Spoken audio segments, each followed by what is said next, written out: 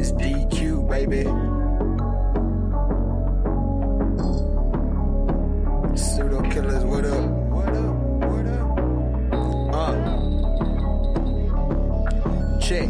Tapping in, what's the subject? Evolution or revolution, we ain't done yet. Laying flat like Sanchez, it's a bomb threat. I know my flow like Angozi. Source up and show me, homie. You shut up and mute up a moment. The mad scientist, I'm knowing all the components. We own it, and we gon' off it if it's pseudo. You do know we don't entertain that keyboard judo. That big Bobby banger out of Baltimore. Done it all, shop before. Sold a little something, but I taught you more than your average teacher. I had to reach you at your level to bring you up. No devil can ever beat you. With precision of a magi, the information supplied by some guys get debunked on live. CK and JuJu, I chill in the cut. But if you boys wanna fade, then I'm chefing you up. I organized lie, defeats a disorganized truth every time. Kudos, who those niggas? Decorated pseudo killers. SpaceAgeAfricans, back again. An organized lie, defeats a disorganized truth every time. Kudos, who those niggas? Decorated pseudo killers. SpaceAgeAfricans, tapping in. I always been fly, that's an actual omen. You can catch me in the sky, ask Anthony Bowman. You see me with his telescope, I was actually floating off some good kush. The Savio is actually growing. See, Gullah and Kent is where the money gets spent. Them boys got some books that cost as much as your rent. The second verse should be smash Rockwell, but I rock well. Underground like Sumerian Rockwells. In the ring like I'm the rock whale. Hell, create a different wave that can rock whales. Hell, shit swell like lunar tides. My entendres off Gandra to who describe. Euthanize foolish guys. Scholastically, haphazardly. Turn your camera on and look me in my eyes. And please do subscribe.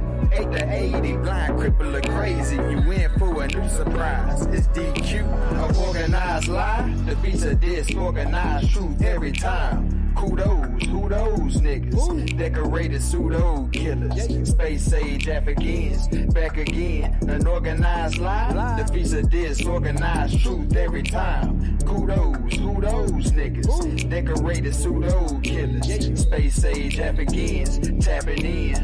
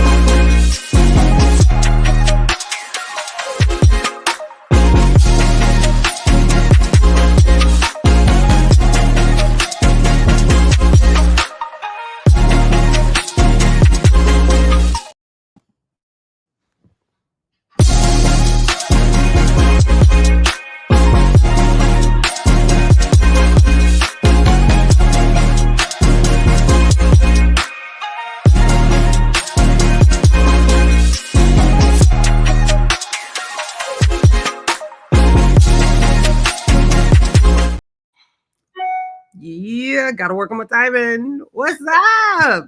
Right? I was like, well, all right, let's do this. Run it back. Let's run it back. One more time. I'm not done yet. Okay, man. Oh, boy. What's up? Y'all remember that commercial? But was the commercial? What's up? Oh yeah. How y'all doing though? Yeah, boy. And And I'm good, man. this is awesome season. What up, Anthony? What's up, Ant? Yo, peace. What's happening? This Peace to ain't 9 everybody. o'clock yet. What's happening? I know, We're but gonna get our shenanigans on. it's hey, y'all gonna do that. I'm gonna hang. You know what I'm saying? But Nah. yeah, y'all go ahead and do what you got to do. It's all good. It's all good. Dude say, nah, I ain't finna jump on no link. We can handle it right here. They want back chat. he won't get beat up behind the scenes. Nah, man. Tell him this ain't free. Nah. He said, I ain't done yet. I got some more quotes. I was like, okay. He already done tagged me like 50 posts on Facebook. I'll tell y'all more about it. I don't want to get them jumped, but yeah. I just might have to take them out though.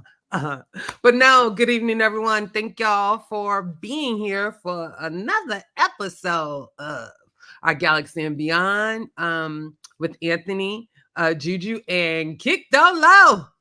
Yeah. We was gonna have some fun and have some shenanigans, but Anthony came. He came a little early. We gave him until 9 o'clock because he works hard. And it's not like a job where, at 4:30, you could just clock out. He ain't done until the doctor's done. So that's a little different, okay? Right. And then have to commute back. I always want to keep that in perspective because, like we say, families first. And I always want to make sure he's all right. He's taken care of and not over exerting himself, for anything. So. Gotta get that bag, man. Yeah, right. Gotta take care of that family.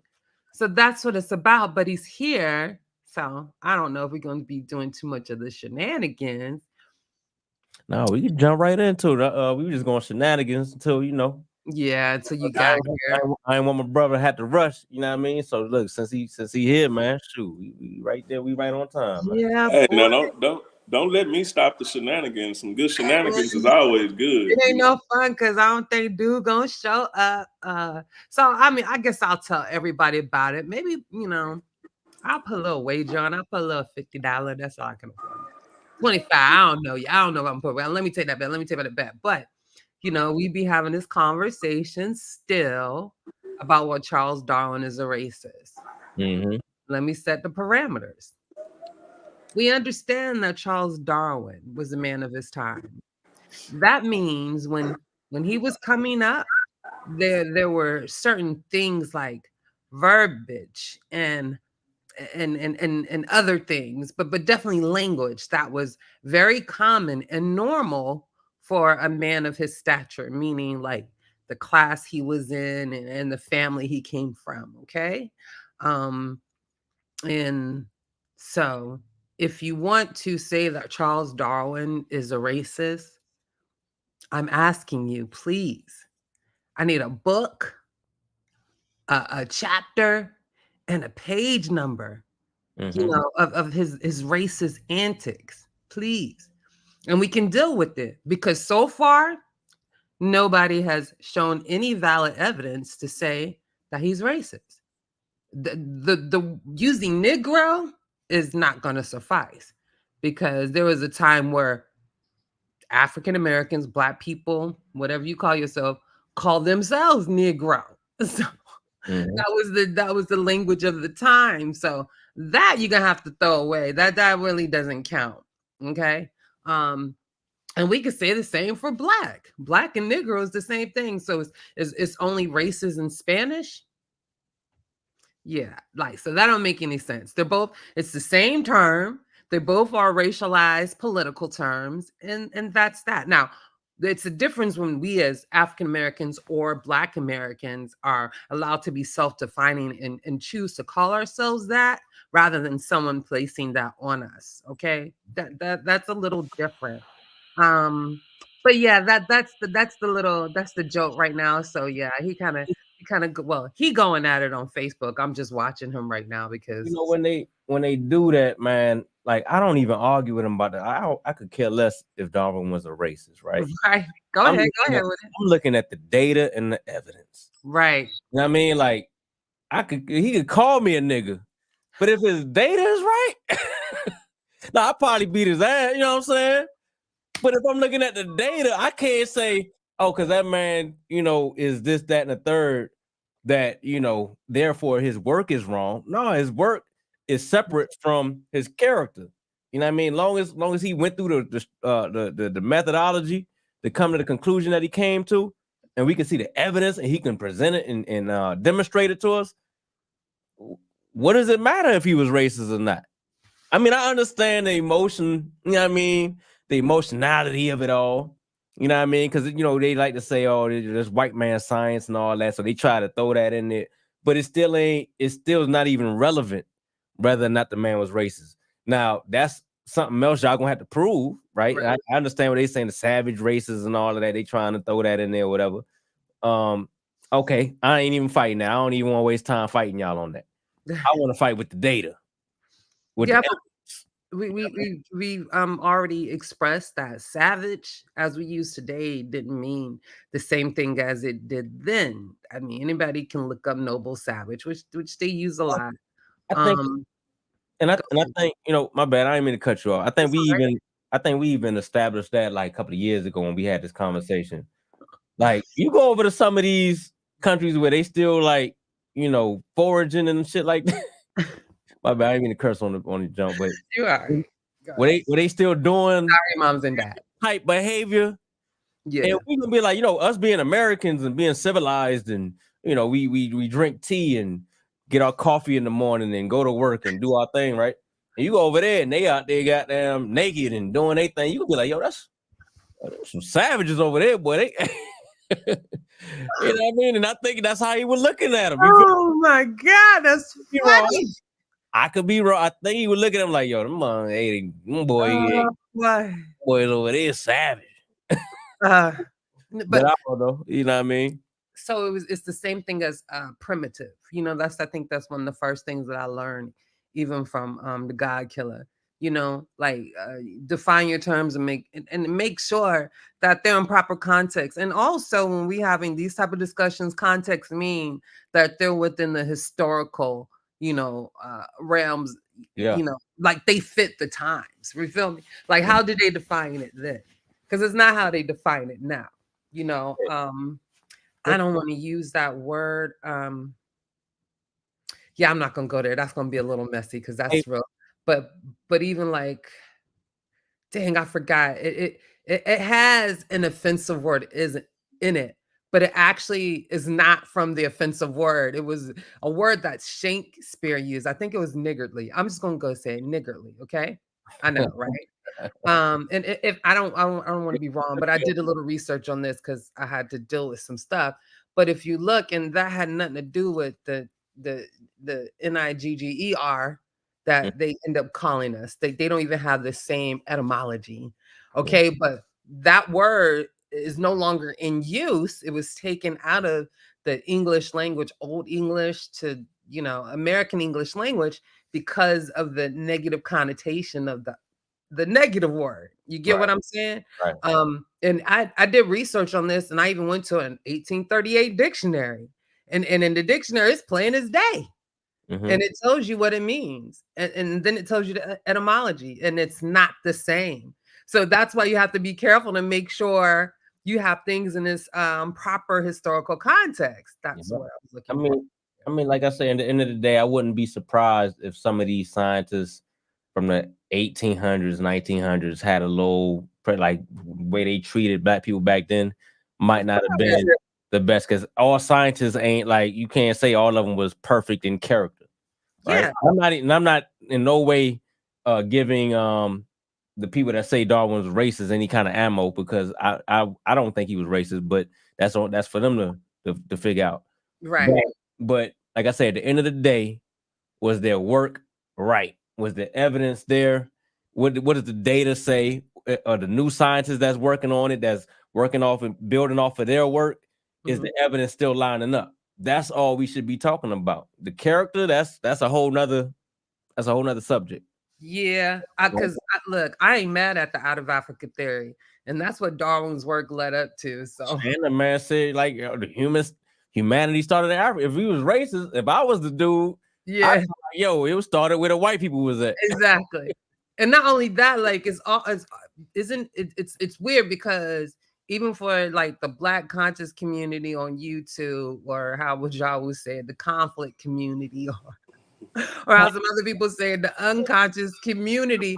But if you really, I mean, logically you would think that would be thinking Darwin, right? Because he just gave Africa, the home of all mankind. Like that is the beginning of the ideology that everybody came from us. So wouldn't y'all be like praising him? So I was like, damn, that's so backwards, right? Yeah, but you ain't go off. If he was racist, that's the ultimate like giving you props, like, hey, humanity started in Africa. Like what else you got to say? And they use that. How can you use that and then not like Darwin or not want to use Darwin's work? Hey, y'all know something? Wait a minute. Hit the link, real rap. We finna handle that now. We got a couple minutes. We gonna start the space stuff at 8 o'clock. So it's a little bit of shenanigan time. So go ahead, hit that link. I put it in the chat. And let's get it popping. Somebody showed up, but it ain't him. Real rap, cool. Go ahead, Anthony. I'm sorry. But yeah, just on what y'all speaking on. One thing I found out, and we're gonna get into this a little bit later. but one thing science does is it forces you to change your perspective on a lot of stuff. What you call? You know what I'm saying?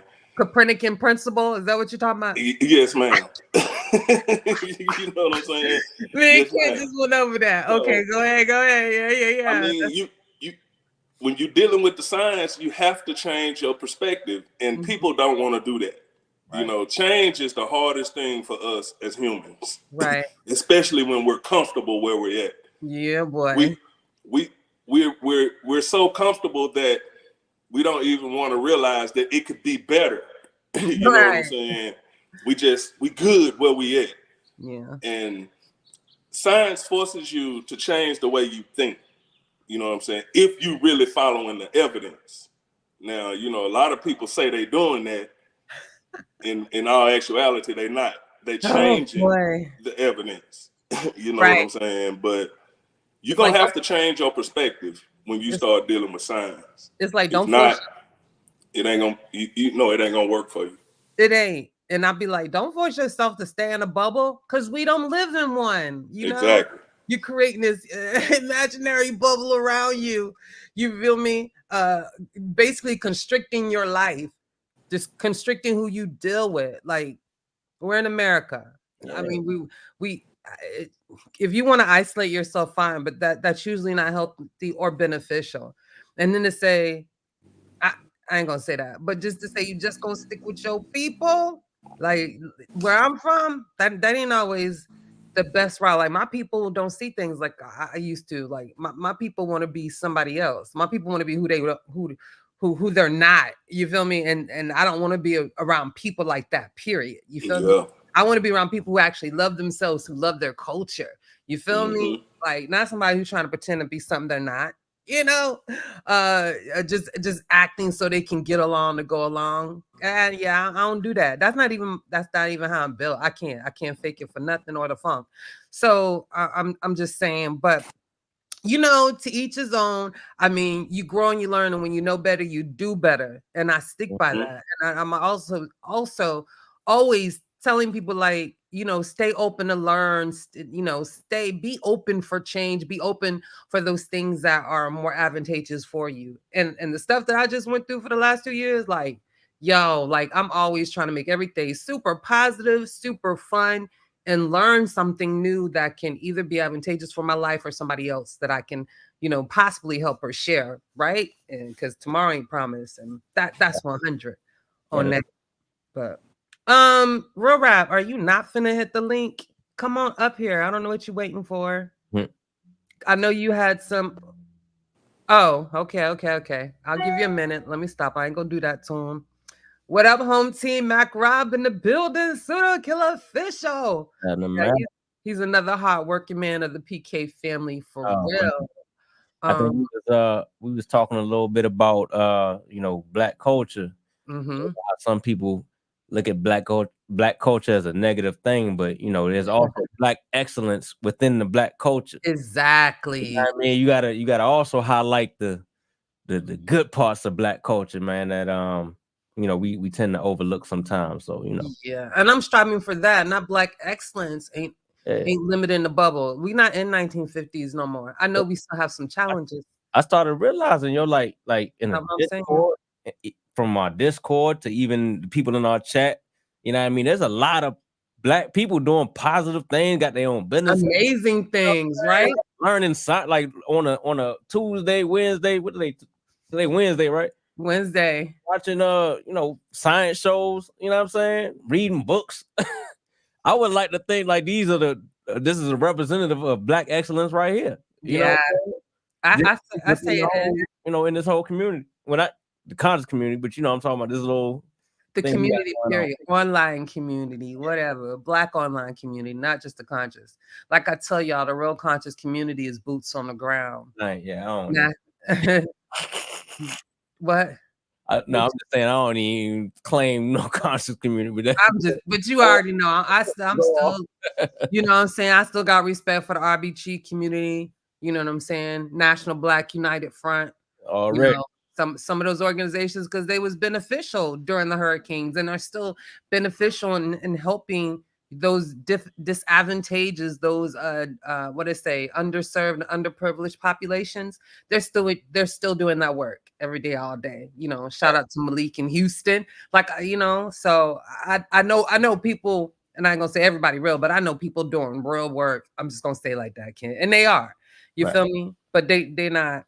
We could be black power, but that don't mean if a poor white baby, you know, come to the table and want some food that you're turning them away. I mean, the Black Panthers didn't do that, right? So I just be like, if you stand on the shoulders of your ancestors, do it right. You feel me? I give a poor white baby. To show humanity. We're supposed to show humanity first, where it wasn't shown to us. I mean, that's a whole nother tangent, but that wasn't those same people. That was the ancestors of those people. So we still gotta, you know what I mean? But go ahead, Rap. What's up?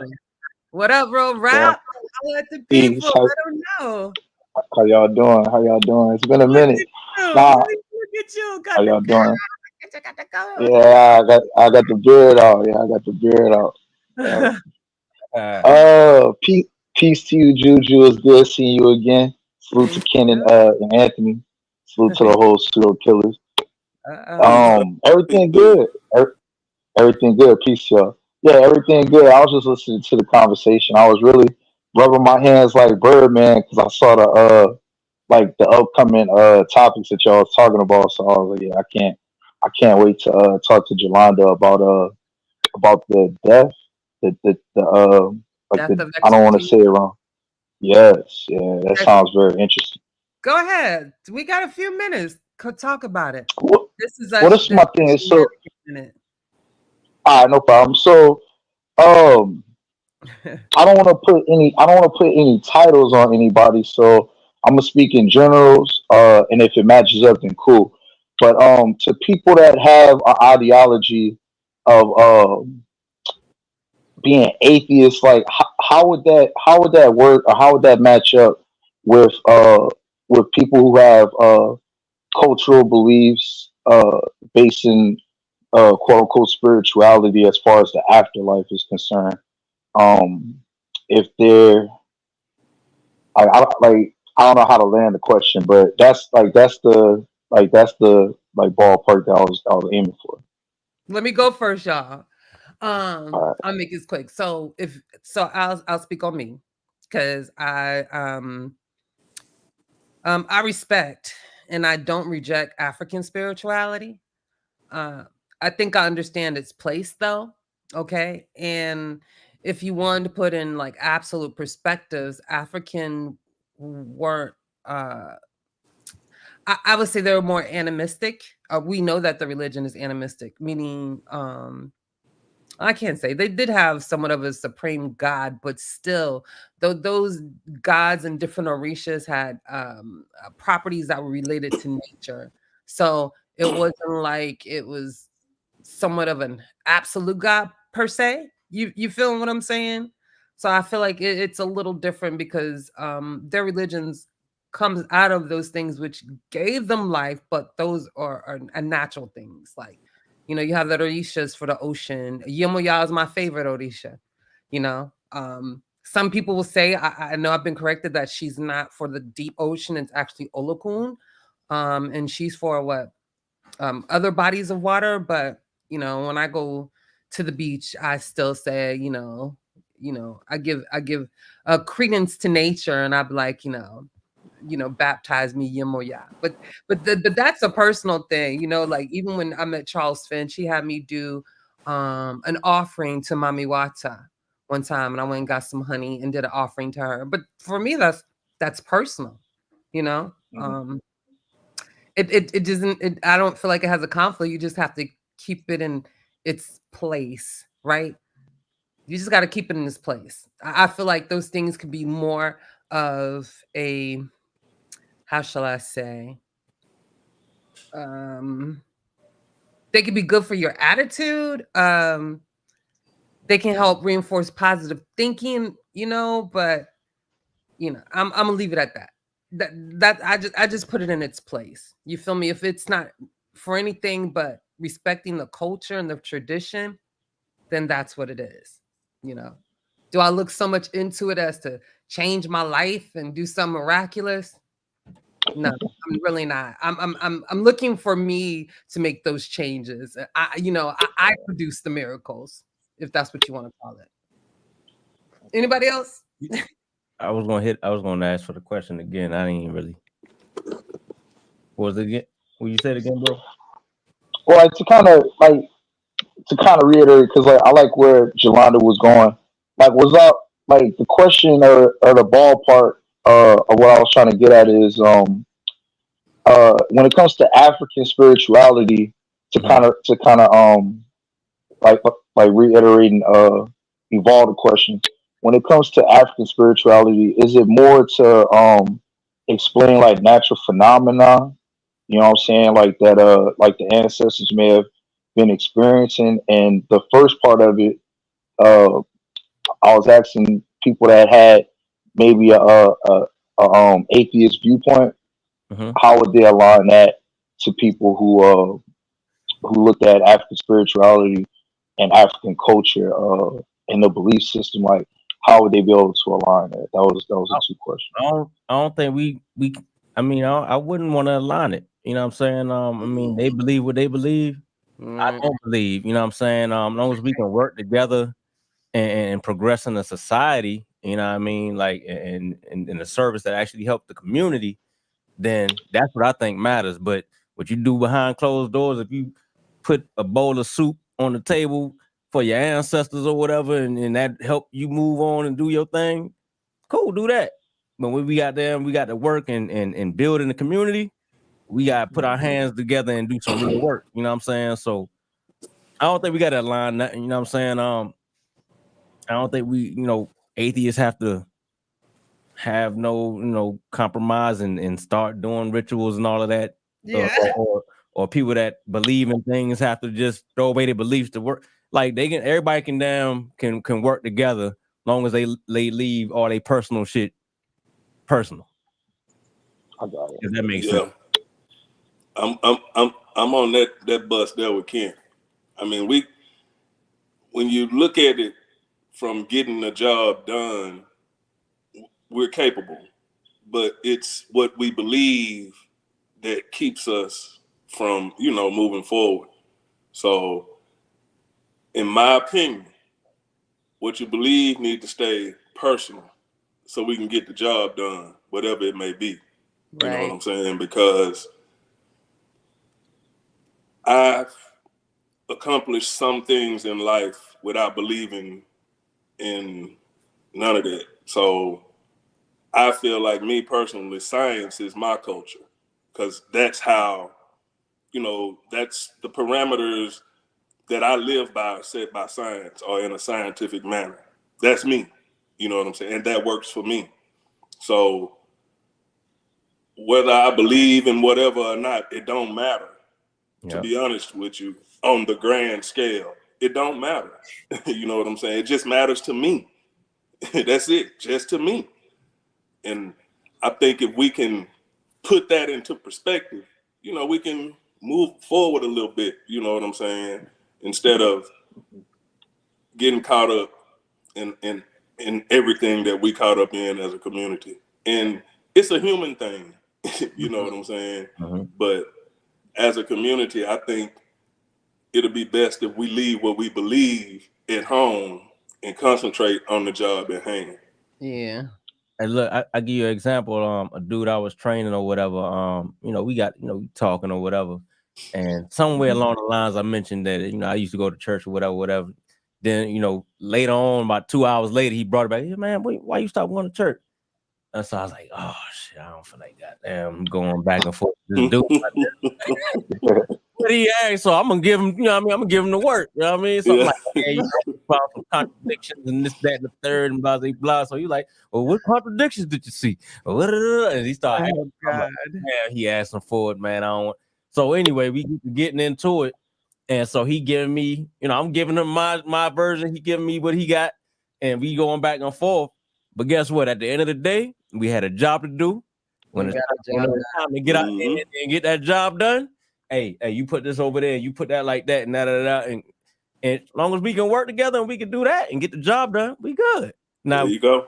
Now we can get back on the conversation later, but as long as we get this done, you know, we finish our mission. That's all that matters. Yeah. You know what I mean?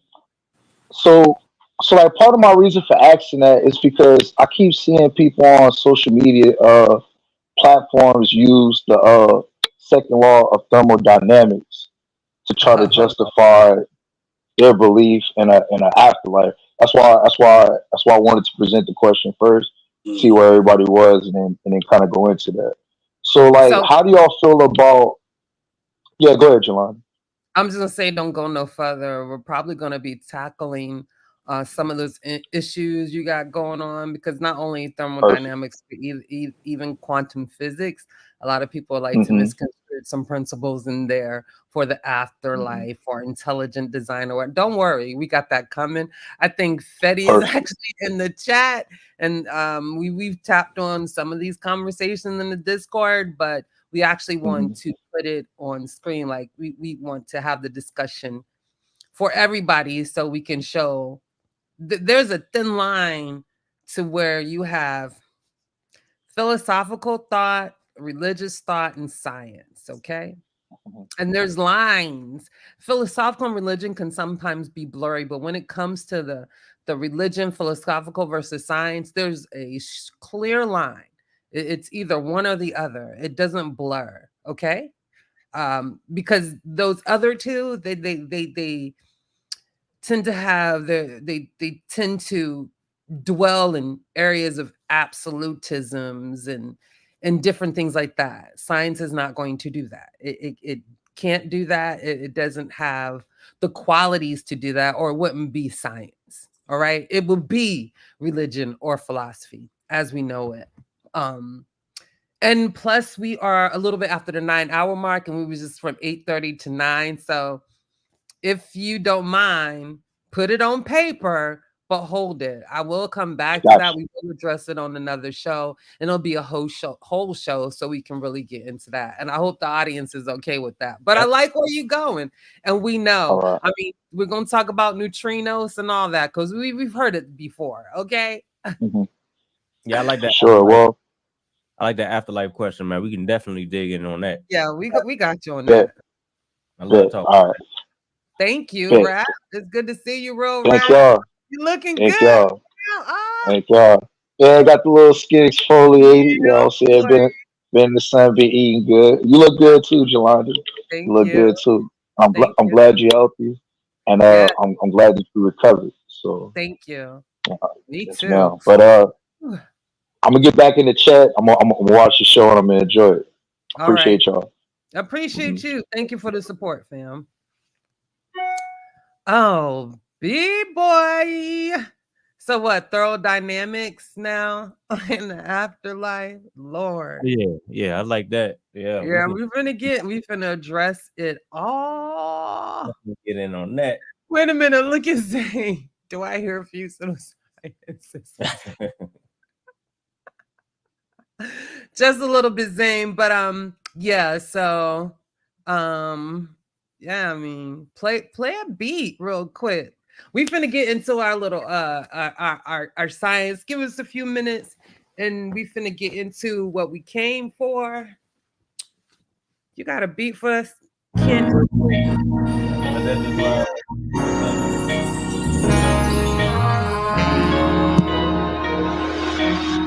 It ain't finished, but you know, it's a little intermittent. That sounds good. I want that one. I want that one. Dude.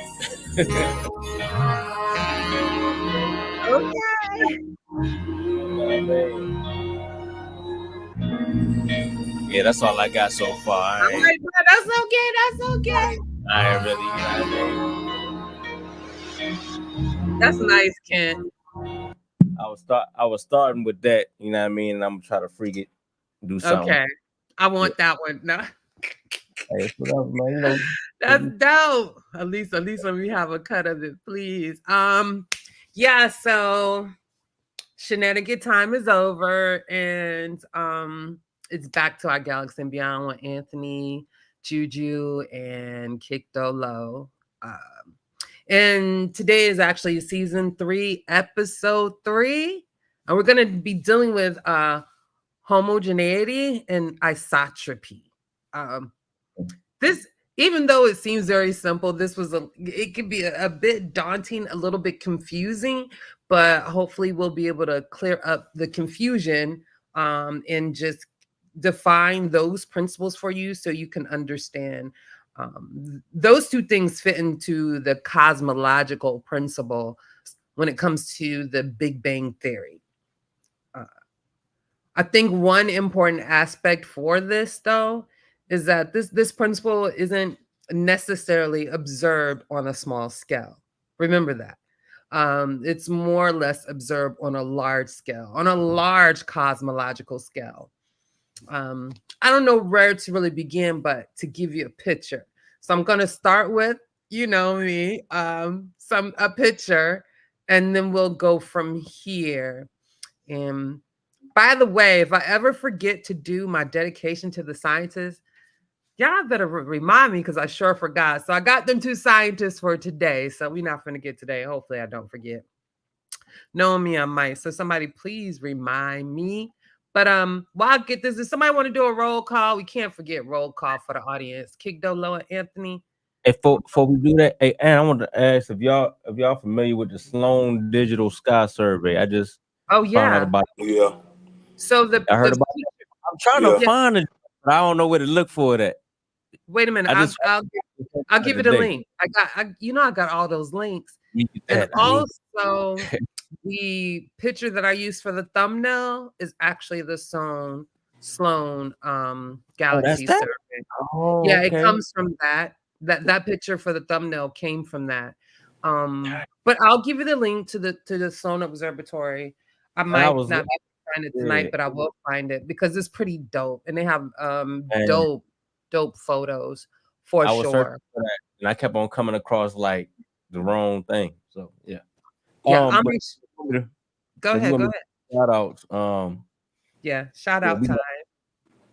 We got Miss Lisa in the building. First and foremost, man, there every show, man. Super dedicated, man. Appreciate you, Miss Lisa.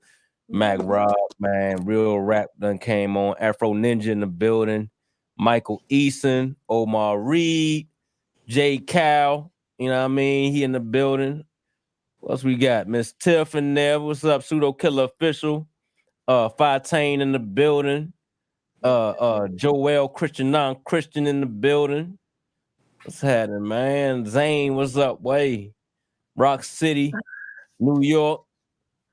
Who else in the job? I think I seen Chef in there earlier. What's happening, man? Yeah, always good. Chef in there.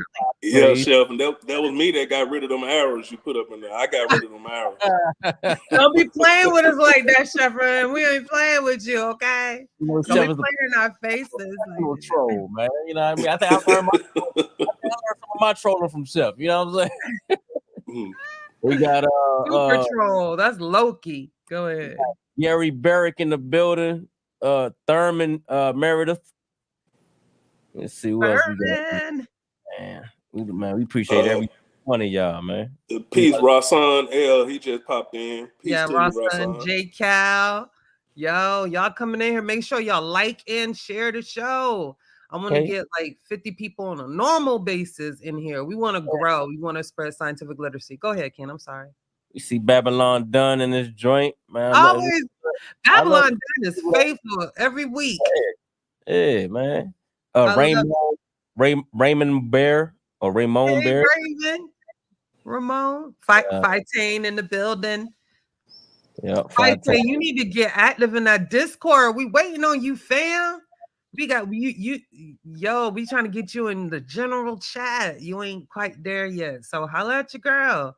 Cause we on fire. We've been on fire for the past couple of weeks in the Discord. And I'm so grateful and thankful to everybody. We got Cali Enigma in there.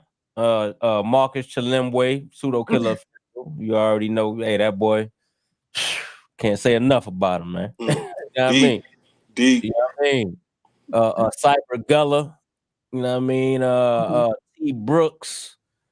You know, these some of the people that came in earlier that we didn't get to, but yeah, man. So, you know, man, we appreciate every single one of y'all, man. Gary Barrick. I'm sorry. Oh, definitely. Yeah. I think I seen Gideon in there. Peace, Gideon. Oh, yeah, Gideon Block. Yep. Yeah, man.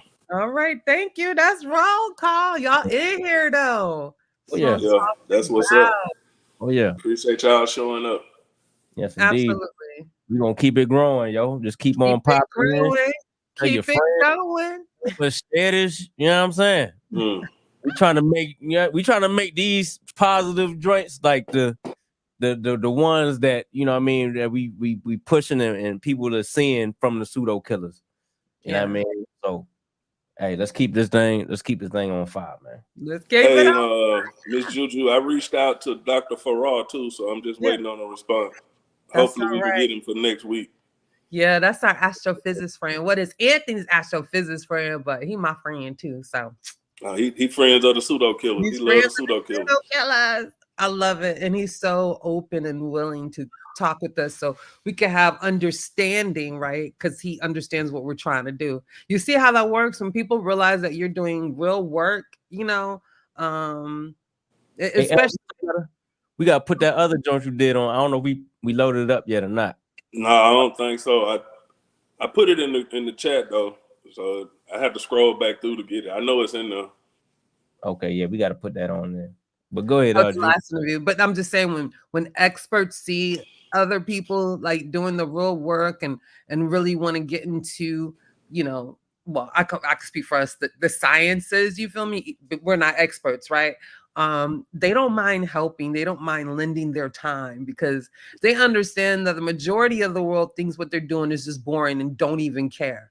So when they see just normal people, you feel me? Just like, oh yeah, we're interested. They want to have an interview. They're like, are you kidding me?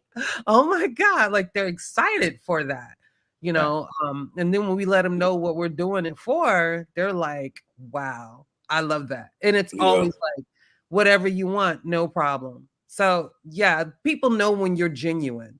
People know when you're really about something and when you're not about nothing, okay? Like they know that, okay? Especially with professors who deal with students semester after semester, that is a microcosm for the world. You've probably, you know, interacted with about every personality and type of person you can come across. So you know when you see the BS and you know when the student is serious. So you know that. But yeah, shout out to Dr. Duncan Farrar, University of Hawaii. Yeah, we appreciate him for sure. So getting back into it, what I have on the screen for you is pretty much what the cosmological principle is in a picture. And I have several pictures. I can show you several pictures of this, and I can also give you 10 other ways to say what I'm going to say. I don't know if that was part of the confusion that, you know, every source you go to is going to explain it to you just slightly differently than the last source. But from the data that we have as of today, the most recent data, this is what we know. And nothing has disproven this. Now, remember again, this cosmological principle deals with the universe. So that means it's dealing on a large scale. And I'll explain this and then I'll go to something else. And then I'm going to let Anthony have it. You know, I already got to get my 2 cents, my 2 pennies. I got to put my 2 pennies on the table because he going to bring it home for the stuff that I missed or didn't quite understand. He really going to bring it home. But the bricks in the circle, they represent homogeneity. That represents a homogeneous universe, okay? Because basically anywhere you go in this picture, it's the same. There's no different. It's pretty much, you know, the same wherever you go. Now, another source that I got, it describes it differently.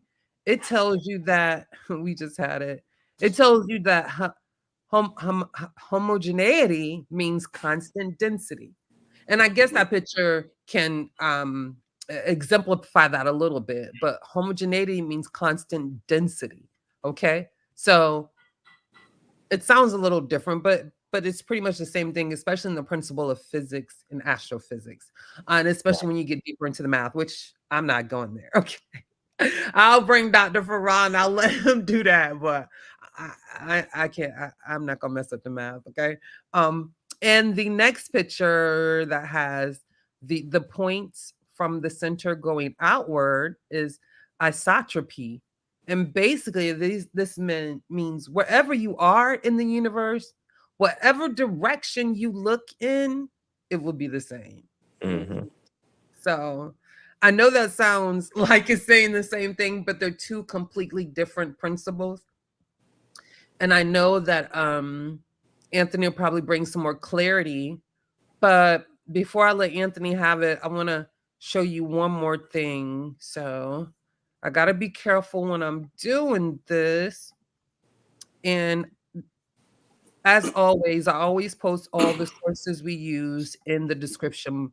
And I will tell you all now that this guy right here, that's my dude right there. Yeah, he is. He's pretty awesome. So he deep. Jason Kendall. I'm not even gonna play his video, but I want you, if y'all can, let me see if I can do it bigger. I really want y'all to look at the screen though. Because I want to explain what it means on a large scale. Because if you look here at just Earth, you got Earth and you got the moon orbiting. That's not going to give you homogeneity, all right? Even the isotropy. This one is dealing with the isotropy, right? Yeah. Isotropy? Yeah. On this, what you got on the screen? Oh yeah. It's showing how on a smaller scale you don't see the isotropy. You don't, but on the larger scale you do. Yeah. Thanks for the correction. So he goes through the phases for you. He shows you the Earth. You're not going to see it here. Then he'll go to the galaxy. This means, you know, the rest of the planets. You're not going to see it here because he explains that. I mean, watch the video. It's pretty awesome. The sun is giving you a directional. He goes through the whole thing. He goes from the outer solar system. I'm just going to fast forward it a little bit. The outer solar system. He goes to the closest stars. This video is awesome. Please go watch it. Let me put them all there. Goes to the Milky Way. We go through all the phases, even to the local groups. This is basically the 3 different galaxies in our local group. And then, what is it? Laniakea, which one of that's the supercluster. Galaxy supercluster. This still is not isotropy. Okay. Can y'all tell me where you get isotropy from in these pictures? Like I went through about about 8 different pictures. Me. Get it here. Me. I'm acting like the little kids in school, like Urkel. Yeah. I did it. So this just goes to show you the magnitude you have to be on to understand the cosmological principle.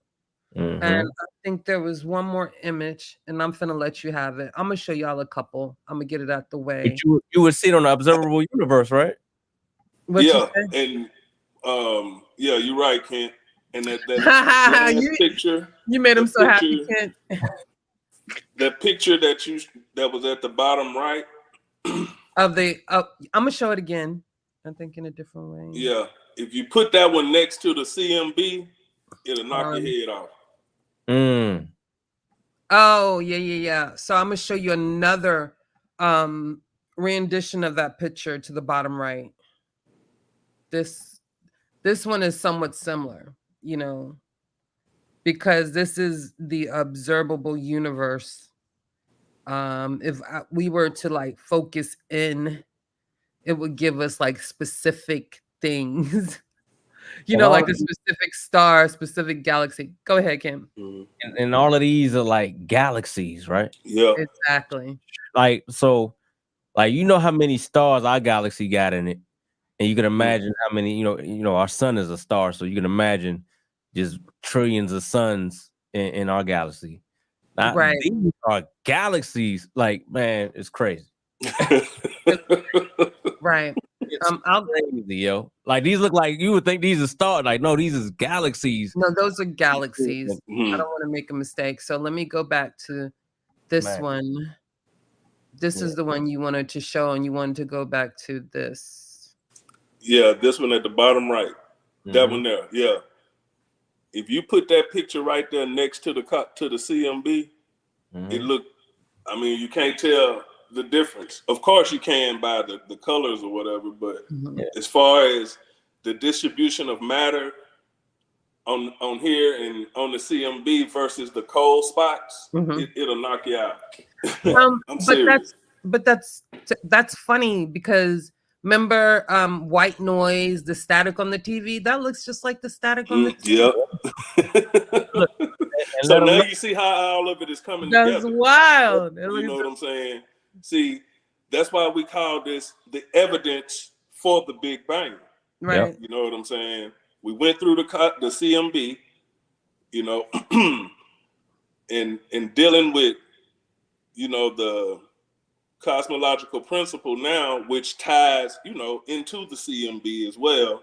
See, it all comes together. It's all coming together. Right. You know what I'm saying? So we got a few more things to cover, but we laying it all out for y'all. This is why the Big Bang is the leading theory. You know what I'm saying? Because the evidence is there. And it's evidence that you cannot get past. It's there. You know what I'm saying? We observe it. We can observe it. Like you see this. You're like, you know, I can see you, man. Like we can see this. Exactly. You know what I mean? This picture here is, I think it's 200 megaparsecs, if I'm not mistaken, Kent. So this is similar to also the thumbnail. Okay. Yeah. Taking the observable universe at the largest scale. So actually, this one represents homogeneity to show the universe is homogeneous in aspects. And what they do with this, how they get this actual picture. I'll give you another one because I know the survey, the satellite that they use, it takes a slice of the sky. Right. You know what I'm saying? It's not the whole, you know, it takes a slice of the sky and it puts all it together. And it goes in a 360 degree, you know, rotation. It's a 3-degree slice. Yeah. So it's more or less looking back or further out than it is looking at everything. You know what I'm saying? So if you take that slice and you keep repeating that slice and you come up with a full circle, it's going to be looking the same, you know, in every direction, and every distance is going to be the same no matter which direction you look in. You know what I'm saying? So that's pretty deep right there. Kent, what did it say? These are 3-degree slices. Because remember how we say we show you the deep field from the Hubble? Yeah. And we take a dime? You hold a dime, what, a couple feet away, you just hold it in the air. And what that dime is covering is that Hubble deep field, which I actually have that image too. But can you read what it says on that picture? Kent? All right, we when we start in the red. Can you just read like where it says like, yeah, read. It says 3 degrees, then tell me how many galaxies. Go ahead. Yes, that's 62,559 galaxies. 220,929 total. So for each part. Okay. Yeah. Explain that 220,929 total. I think that's total for the picture, if I'm not mistaken. Okay. Well, Yeah, I'm thinking that's total for the whole survey. Yeah, like you say in that picture. Oh, okay. that, And that's just like you say, that's a 3-degree slice. That's 3 not degree the whole. slice. You got to take that slice. If you want to get the whole universe, you got to take that slice and make a complete, circle out of it. Or Right. or like when Miss Juju was just talking about the Hubble Ultra Deep Field. When you Hold on. hold that dime up, in order to get this picture, you got to push that dime, in a circle all the way across the sky. And that's what you're gonna see. You know what I'm saying? It's not just a deep field where the dime is. It's all over. You know what I'm saying? No matter which way you look, and that's the isotropy in the universe. Hey, Right. that if you can put that graph back up. Oh, you like that graph? Yeah, I was looking at the redshift, so it was saying that. Yeah, because this is like it is measuring redshift too. Right. Mm-hmm. So that was the point of it. So I was going to ask. So okay, so the 0.05, 0.1. What are the does it show what the what that represents, or how many light years away that represents, or it's just I wasn't sure. Yeah. Okay, when if you look, I know that at 0.1 to 0.15, that's when you start to see the galaxies redshifting out, right? And then the further back you go, we probably can't see some of them galaxies towards like 0.2 or whatever like that, or further back. Well, on some of them, on a lot of them, they have the light years on this chart as well. You know what I'm saying? So like the one I got where it shows, let's see, on this one it shows the redshift at 0.01. Yeah. Like in between, yeah. Well, at the bottom, on mine, it's got the light years in billions that correlate with that redshift. Got you. Yeah, on the outside, you see, if I'm not mistaken, those are the degrees or the hours, and that's when you're dealing with coordinates for objects in the sky. It's gonna give you a coordinates in hours, in minutes, and seconds, and then it's gonna give you another set of coordinates, which is your based off of the time. Not the time, the location in the sky. You know what I'm saying? But that's what that is on the outside, where it has like 1H, 2H. You know what I'm saying? So the sky is like a grid, or like a road map. You know what I'm saying? So that's, every object has a coordinate, and that's how you actually find it.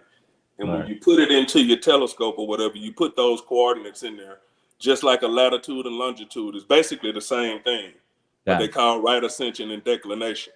But it's the same exact thing. You know what I'm saying? You put them coordinates in your telescope and it'll go to that object. So that's what that is on the outside. But yeah, normally you'll find one that has the light years on it as well. Sure indeed. You got a question? As Richard Dawkins has Richard Dawkins' something coming from nothing theory gotten anywhere? I don't think Richard Dawkins got a something from nothing. Yeah, Yeah. I've never heard of that. Yeah. I know he got a book, but I don't think it's a theory. And people get it mistaken. They think so Richard Dawkins. Okay, Richard Dawkins. He don't got a theory, do he? I don't know, but from science, there's no such thing as something coming from nothing. Yeah, there's no such thing as nothing. So Yeah, because nothing is something. Yeah, right. Like you might have a box. So like, look, you might have a box of with nothing in it per se, right? As we understand it, but there is something in it. There's oxygen in it. There's gases. There's atoms. You know what I mean? So there's no such thing as nothing because it's still something. You just can't see it. So something from the I don't think no scientist has a nothing theory from my view. So you might have to give us a little bit more what you're talking about right there. Like just explain that a little bit. But yeah, that this as far as the homogeneity and the isotropy, yeah, that's on the grand scale of the universe. Like Miss Juju was just showing those pictures. You're not gonna see isotropy in the solar system because number one, you have a reference of up and down. If you look at the CMB, you don't have a reference. You don't know what's up, what's down. All you know is you looking at it. But from the perspective of the CMB, you can't tell any direction. You know what I'm saying? So, yeah. He says, yes, Richard says it's still something that's hard for regulars to understand. Okay, thanks. Gary, doesn't the Schwinger effect prove something come from nothing? I'm not familiar with the Schwinger effect. Anthony? Neither. No, I'm not sure, but I don't know what that is, Gary. I'm sorry. Maybe you can help us out with that one. Come on the panel. Yeah, Gary. I keep putting the link out there. Anybody can hit the link if you want to talk about some stars. You learn something new every day, yo. Right. So this is the other picture I had. This is the one that does it. Isotropy also. I thought this was good. So this first picture here, the first picture it's pretty much the same as if you took a small part of that. Like that's all isotropy. And this also shows you an example of it on a larger scale, because you can take it from a smaller piece and it's still going to be like the same. This source is pretty interesting because it gives you visuals and its own explanation for those cosmological principles. Mm-hmm.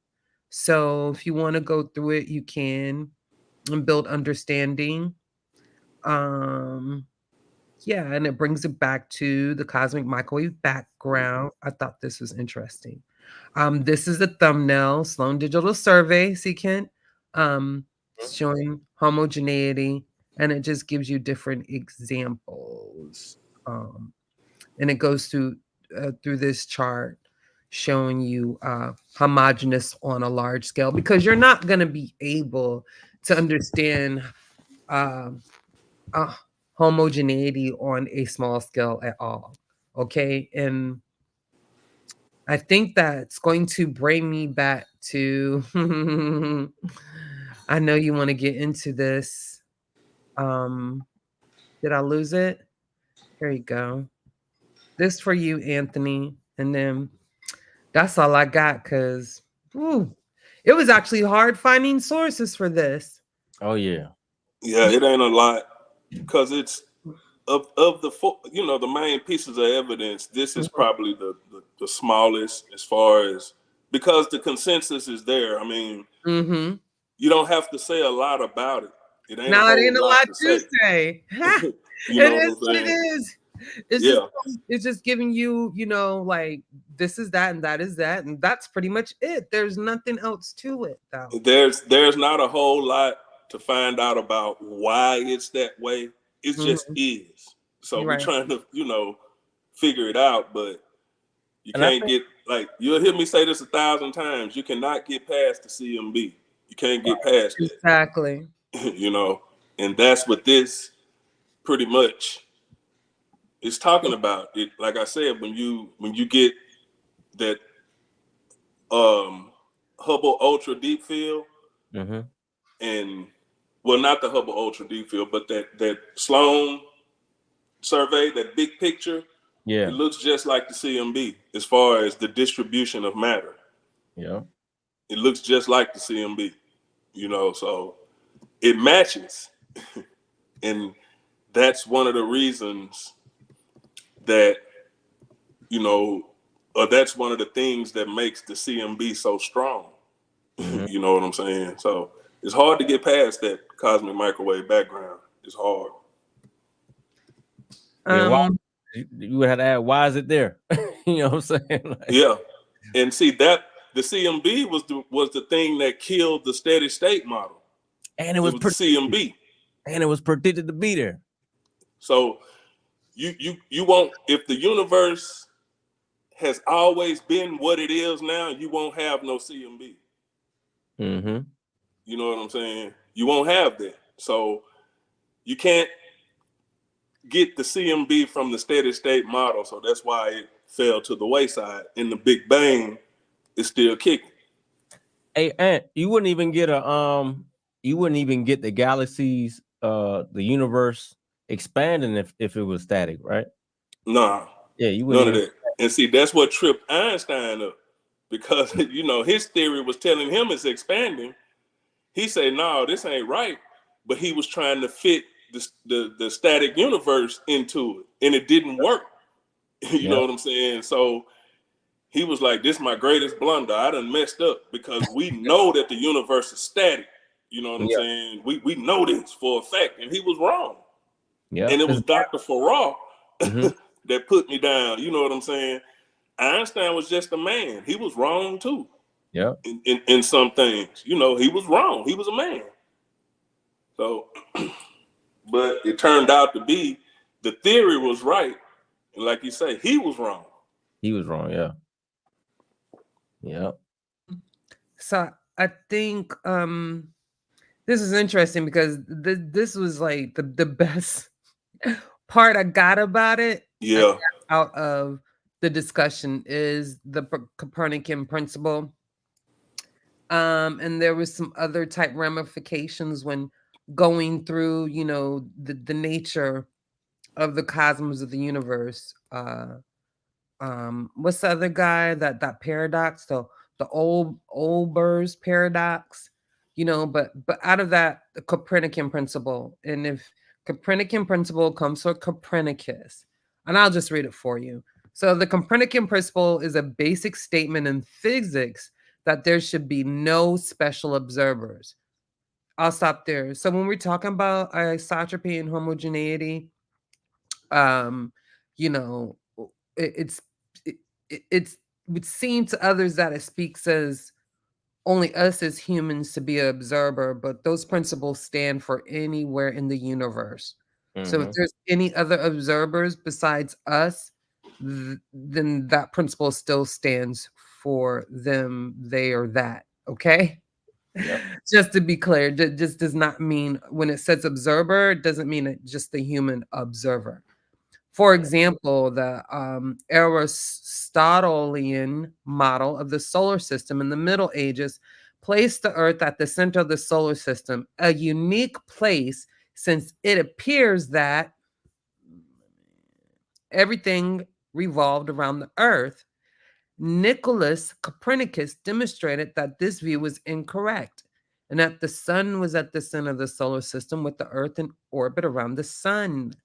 The implications of Copernicus' work cannot be exaggerated. His views challenge the literal interpretation of scripture, the philosophical and metaphysical foundations of moral theory, and even common sense. This is why PseudoKillas, well, at least I always say I don't deal with common sense. I deal with critical and logical thinking, because in some aspects, common sense will kill you. And I say that because we speak on this, but our senses sometimes can deceive us. Right. And in science, we have tools um, to help us in the way that our senses can't. Okay.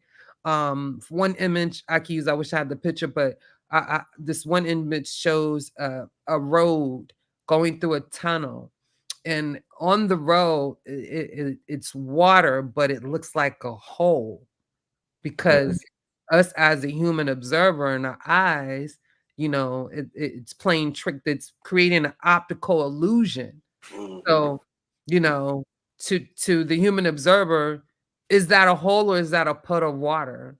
Well, actually, it could have been a hole. You know what I'm saying? Yeah. But if we had instruments to, better make that assessment, it could perhaps prevent someone from losing their lives, running a car into that hole before going to the tunnel. But that's one way, like, your natural senses can deceive you. That's why, we're careful about certain things. And this is why I say I deal with critical and logical thinking and adhering to science, because common sense is not always what it is. It's counterintuitive. Very counterintuitive. The result was a massive opposition to his reported ideas. It was the slow, sure acceptance of the heliocentric theory by natural philosophers that ultimately quieted the general clamor. However, the name Copernicus is still a battle cry against the establishment in religion, philosophy, and science. In later years with Freud, man lost its godlike mind. With Darwin, his exalted place among the creatures of the earth, and we talk about this all the time, but with Copernicus, man has lost his privileged position in the universe. The lesson learned by future scientists is that if a theory requires a special origin or viewpoint, then it is not plausible. Did you want to expound on that real quick, Anthony or Kent? Yeah, Miss Juju. This is what I was, alluding to earlier about changing our perspectives, and that's what science is going to do. So, from that same video you were showing of Jason Kendall, he had some philosophical implications listed, due to the Copernican principle, and it states this here. You got it already? Because I got it for you.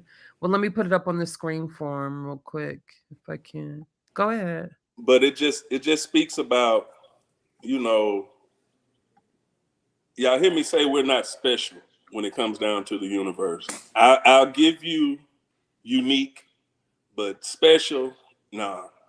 Because is this it? Yeah, that's it right there. Mm-hmm. So when you get into, well, let's just check it out. The Copernican principle asks us to permanently change our view of the specialness of humanity. And nobody wants to do that. As long as you think that there's a reason, then you're not going to be able to get with that. But when you're dealing with science, you're going to have to, because it says every advancement in understanding makes us less special in the universe. And that's true. And if you go down that list, the discovery of atoms, well, we're not the only thing on this planet made of atoms. Everything in the universe is made of atoms. So that's that. The discovery of the distance to stars. You still got people think that stars aren't real, let alone far away. They'll tell you it's a green screen or whatever. In denial. You know what I'm saying? The discovery of similarity between humans and other primates. See, that goes back to what y'all were talking about earlier with Darwin. See, they can't get with that. You know what I'm saying? I ain't no monkey. Yo. The fact of the matter is, you're a great ape. You're right. You're not a monkey. Yeah. We are very similar to other primates. That's just what it is. No matter if you like it or not. You don't have to accept it, but that's just what it is. Hey, what was You that, can't John? change it. Hey, Ant, just to build on that point real quick. Remember that? I don't know if y'all saw that picture I shared in the Discord earlier, but it was talking about how lions and tigers are like 95 to 98% similar in DNA. Yeah, we never Mhm. questioned. We don't question that, but humans and chimps are like 98. No, you had a cat in that though. You said, you know, cats are related to lions. Cats, lions, and tigers, or something Yeah. like that. You know what I mean? And we don't question the cat kingdom. But when you put the humans and the chimps together and they're 98%, which is more than what those cats and those tigers and them lions is related, people have a problem with the humans and the chimps. Right. But, yeah, that was interesting when I saw that. And that's why I keep saying, like, we need to do a one-on-one. So explain what a taxonomy is. That's just a taxonomical categorization. It's nothing. That's it. Really you know, ain't nobody telling you to go out and marry a ape. We ain't saying you got to go live in the jungle with no clothes on. I need, you know, like, we're not telling you that, okay? That's just what it is. I mean, on the very basic level, that's what it is, you know.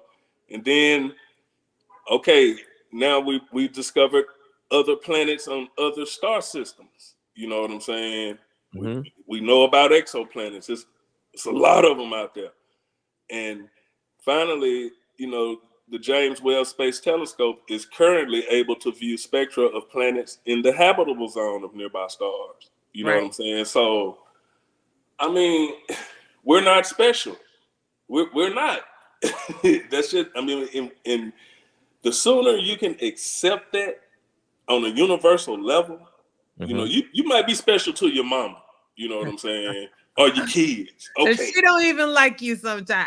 Sometimes, you know what I'm saying? Because I know she done cussed you out a few times. You know, being in a refrigerator too much, or whatever the case may be.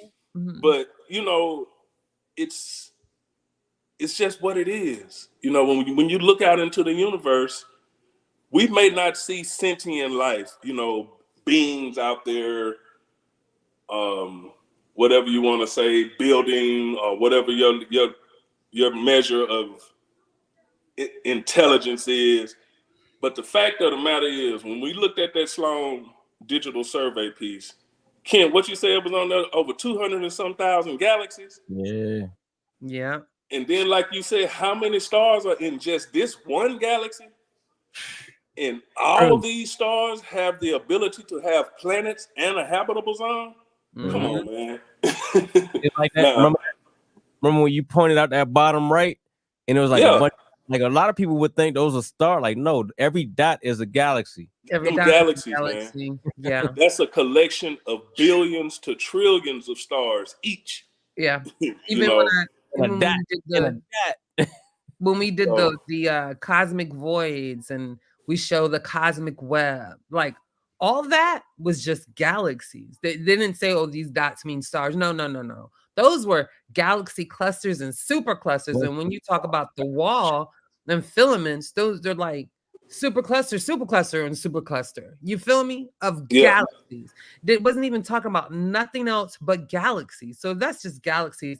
Then you can imagine the amount of stars, planets, and other astronomical phenomena within, you know, that realm. But the cosmic web is what got me. Like, I was like super like infatuated with, like, oh my God, you know, because I think visually in your head, that gives you a better perspective of what it's really like out there. You know, if that web and those filaments are super clusters on super clusters, you know, like, it's like holy man. Yeah, that's just wild.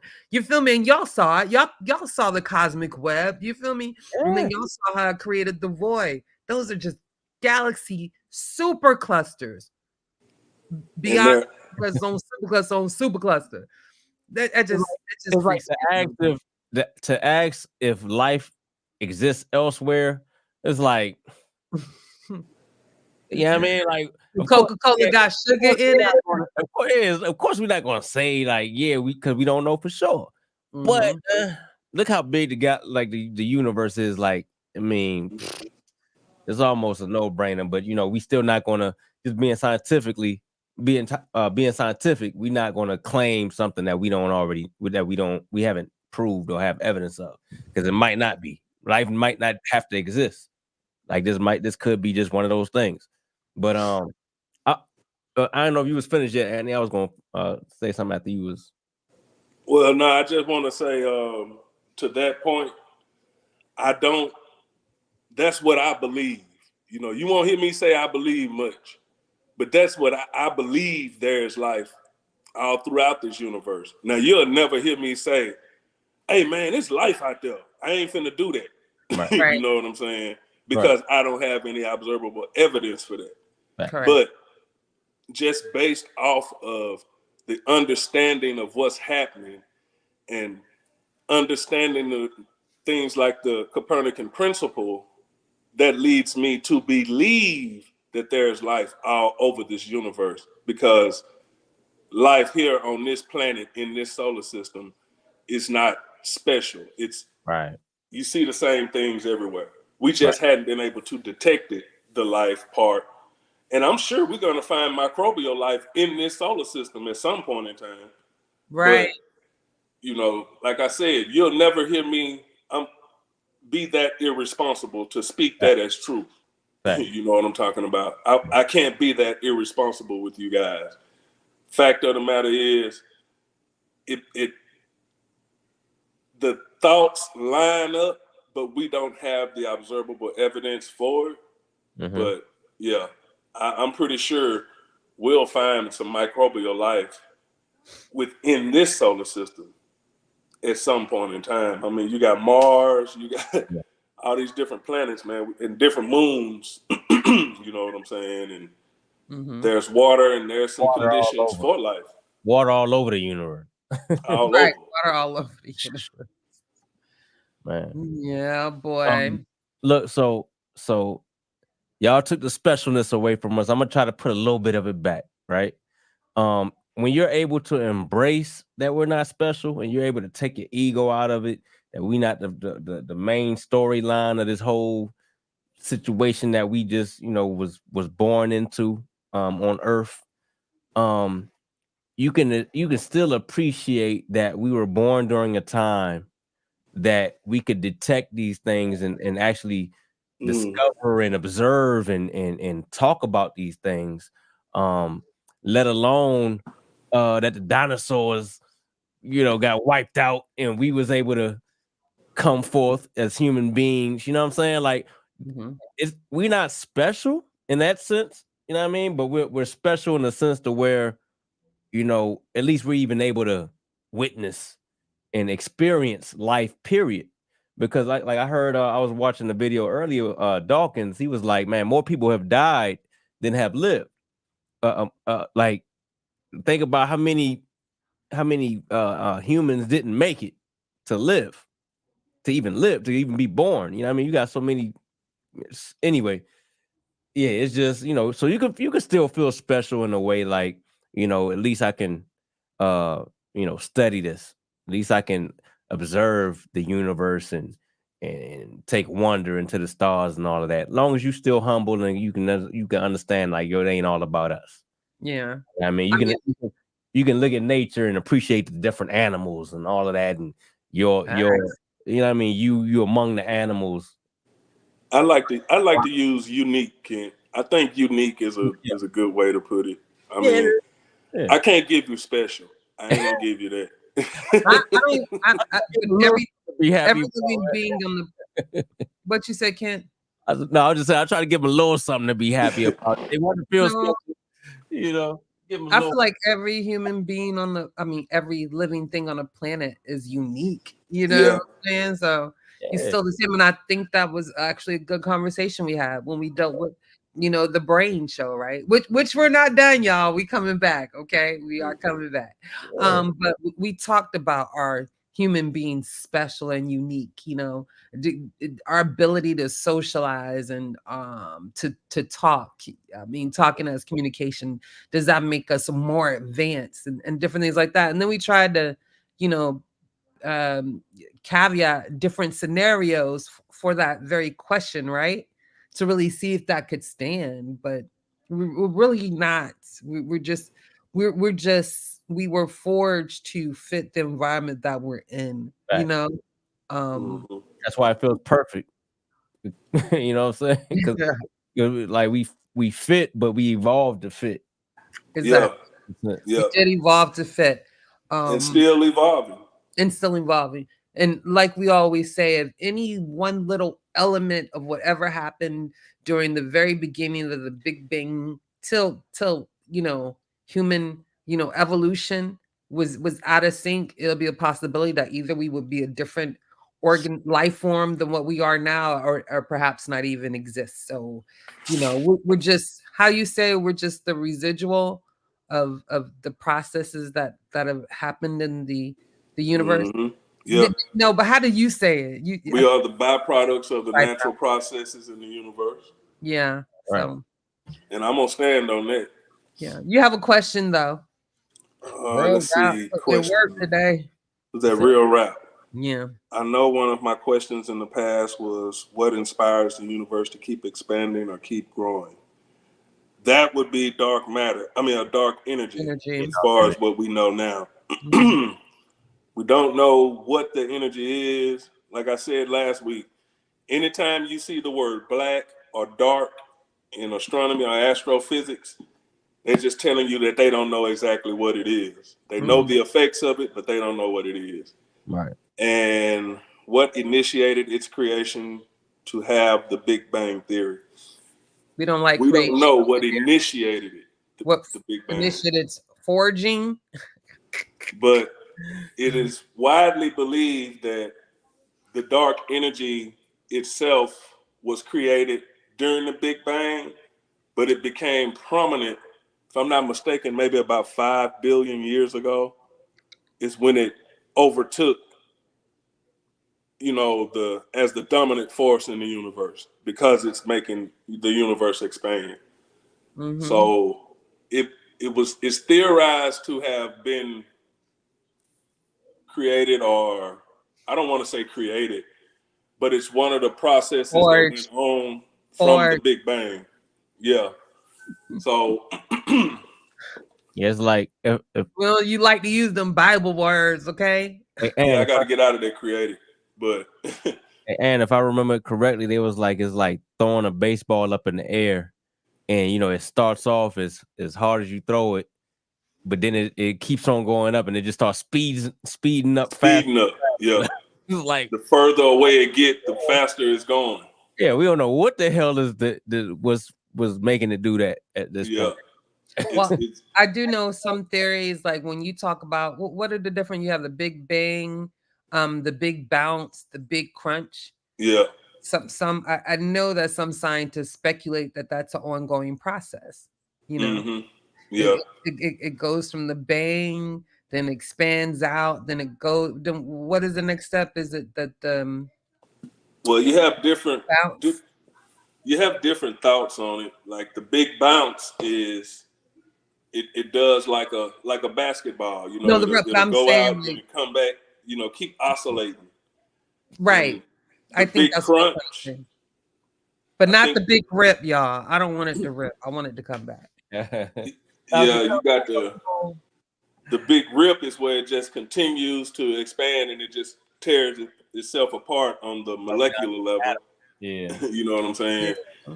And then you got the big freeze where they say that it'll expand so far to where everything would freeze up, I'm kind of on that. I think everything is going to, I think I kind of lean towards that, where everything is going to run out of energy.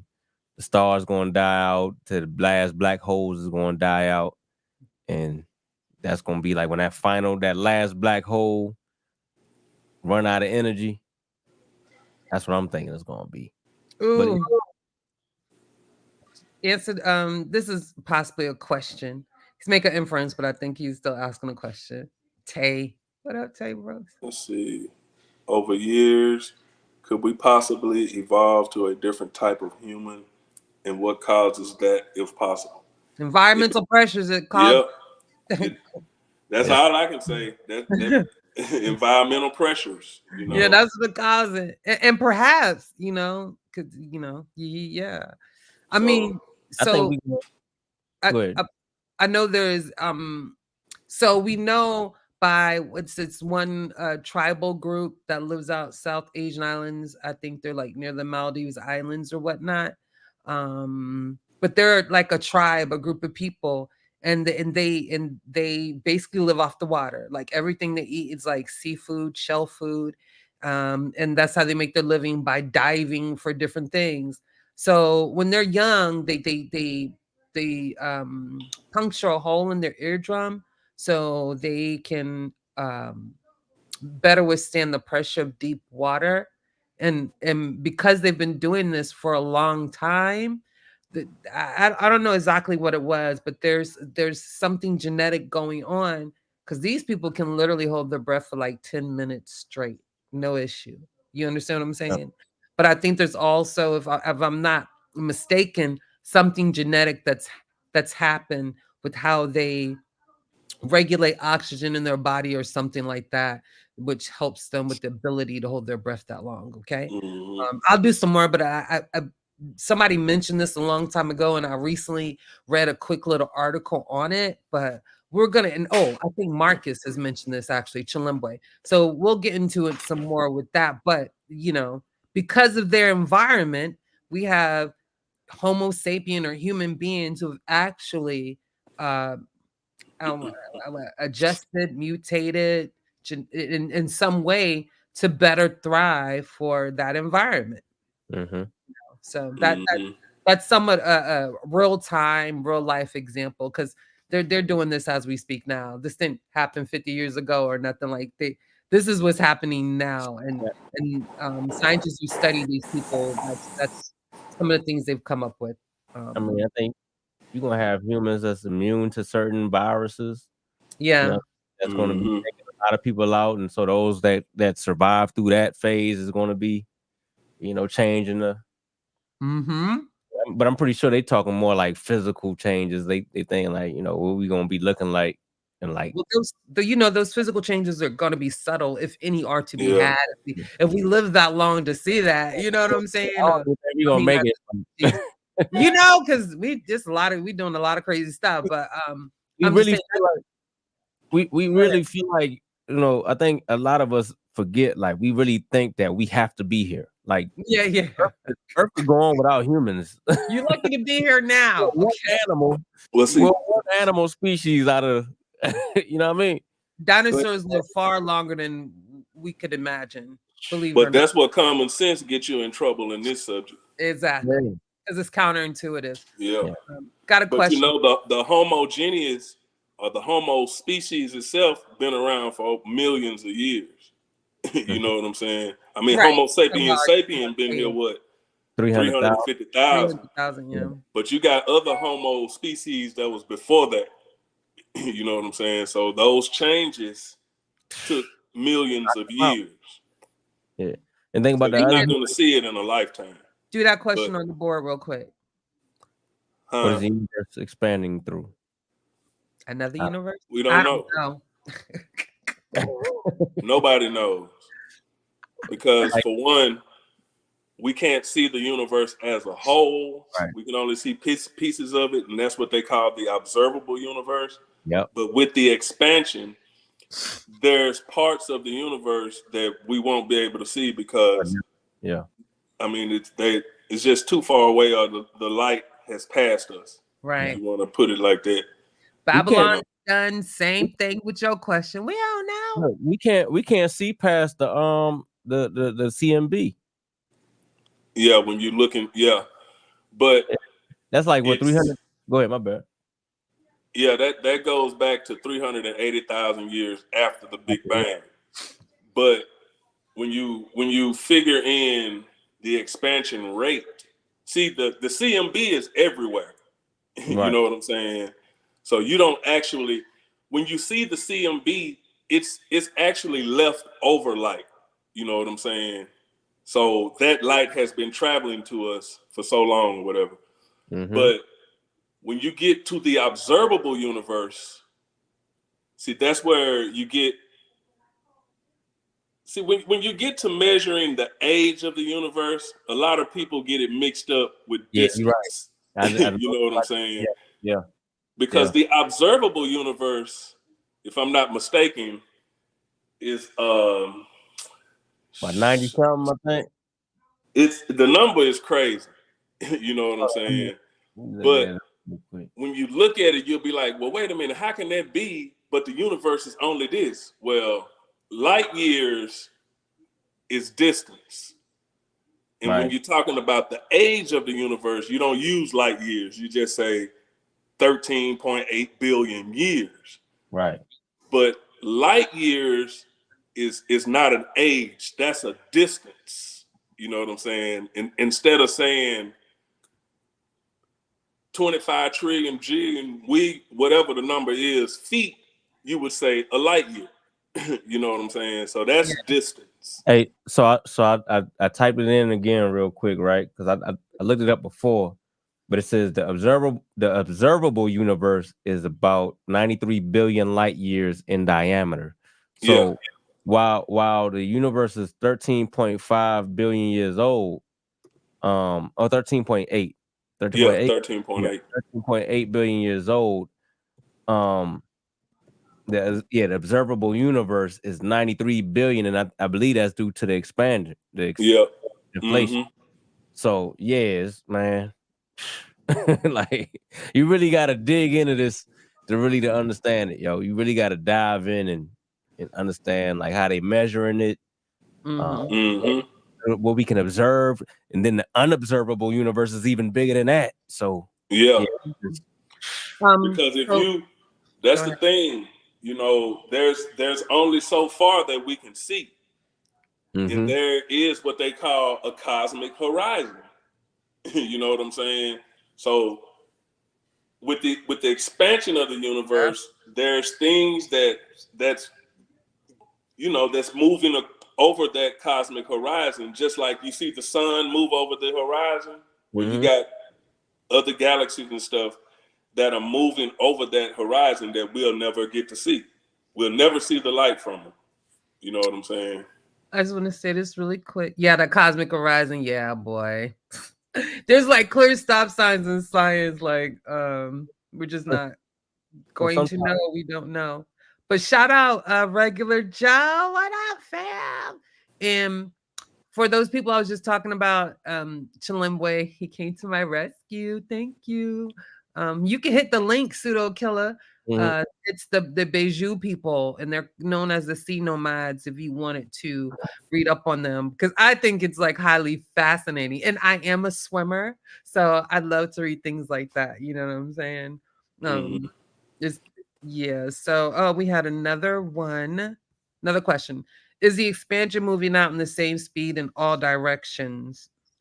It's more or less, no, it's not at the same speed in every spot, but there is an average. I don't know that exact number, but they do have an average. And from my understanding, it's more or less in those voids, where a lot of the expansion is happening. It's what we talked about last week or Saturday, them voids and them cold spots. But when you look at the cosmic web, like Miss Juju was talking about earlier, you can see those big voids. You know what I'm saying? Yeah. And then the expansion, you can see how the expansion works when you're looking at the cosmic web itself. Facts. But as far as, I don't think, me personally, I don't think there's an edge to the universe. Like I say, there's a horizon. So that tends, and with that thought, to me, the expansion is the universe is expanding like a balloon would expand. You know what I'm saying? When you inflate a balloon, how it just blows up and it's getting bigger and bigger. That's the way I understand it. I don't know if that's correct, because you have some people say the universe flat, some people say the universe round. I don't know. Right. But the fact that there is a horizon leads me to think that it's round or of round shape. But, right. I don't know, because the science don't know. You know what I'm saying? Gotcha. Well, shout I out. hope that helped you out there, Tay. Shout out. We got none other than Babylon Dunn on the panel. Peace, What up, peace. fam? Holla at the people. Hey, Uh-oh. peace to the panel. What's up, JuJu? What's up? How you doing? Thank you Peace for to you, always, Babylon. Appreciate you showing up. thank you for always supporting. Really, Peace, AB. I hope you don't mind the initial. What you say now, JuJu? I said this. Always appreciate you always coming through every week and showing up and supporting. Thank you so much. And that's Oh, thank sincere. you, guys. I enjoy the show, though. For real, I really enjoy y'all talk about space and time and stuff like that. So Mm-hmm. this is my thing too.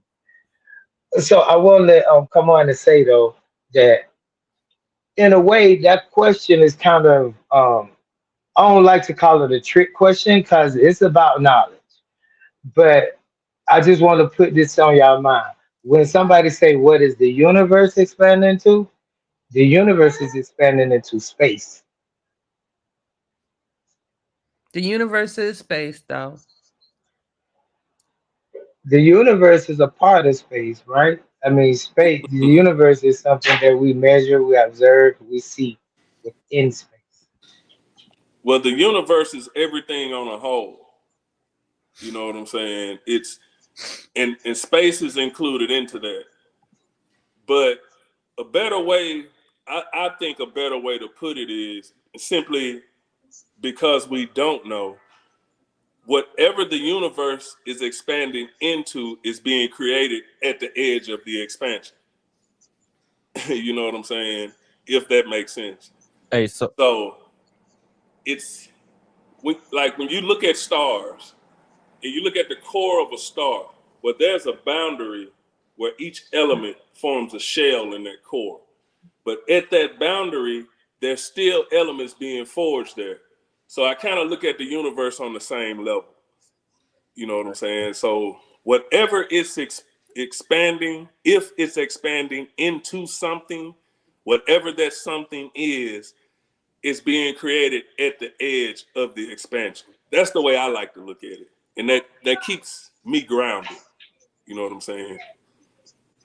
Real quick, we got a PseudoKillas official Chilimwe in the building. Holla at the people, fam. What up? What up? What up? Peace, y'all, man. I'm peace, enjoying peace. and loving this show. Thank You you. know, as always, I like to be uh, an observer of y'all doing y'all thing. You feel me? What I'm saying? Mm-hmm. Peace to you, Um, Marcus. Peace, hey, bro. peace, and dog, big dog. How you doing? Man, just Space chilling, bro. man. Appreciate you sliding through. If I Yeah. if I mess up anything about them Beiju people, you can correct me real quick. No, they that's what I hopped on for, just to Go ahead. they suspect that it's because they have larger spleens, and so Mm, the spleens tend to hold usable oxygen in it. So with large spleens, they can hold and more modulate oxygen better, and they believe it's being positively being selected for, and has been over the course of time because of the environment and culture that they belong to. right. And then they got different types of groups because they got one that can got something going on with the eyelids when they go diving into the sea Mm-hmm. uh, over there in Polynesia. They actually have, at least as children, can see similar to the way fish can see underwater.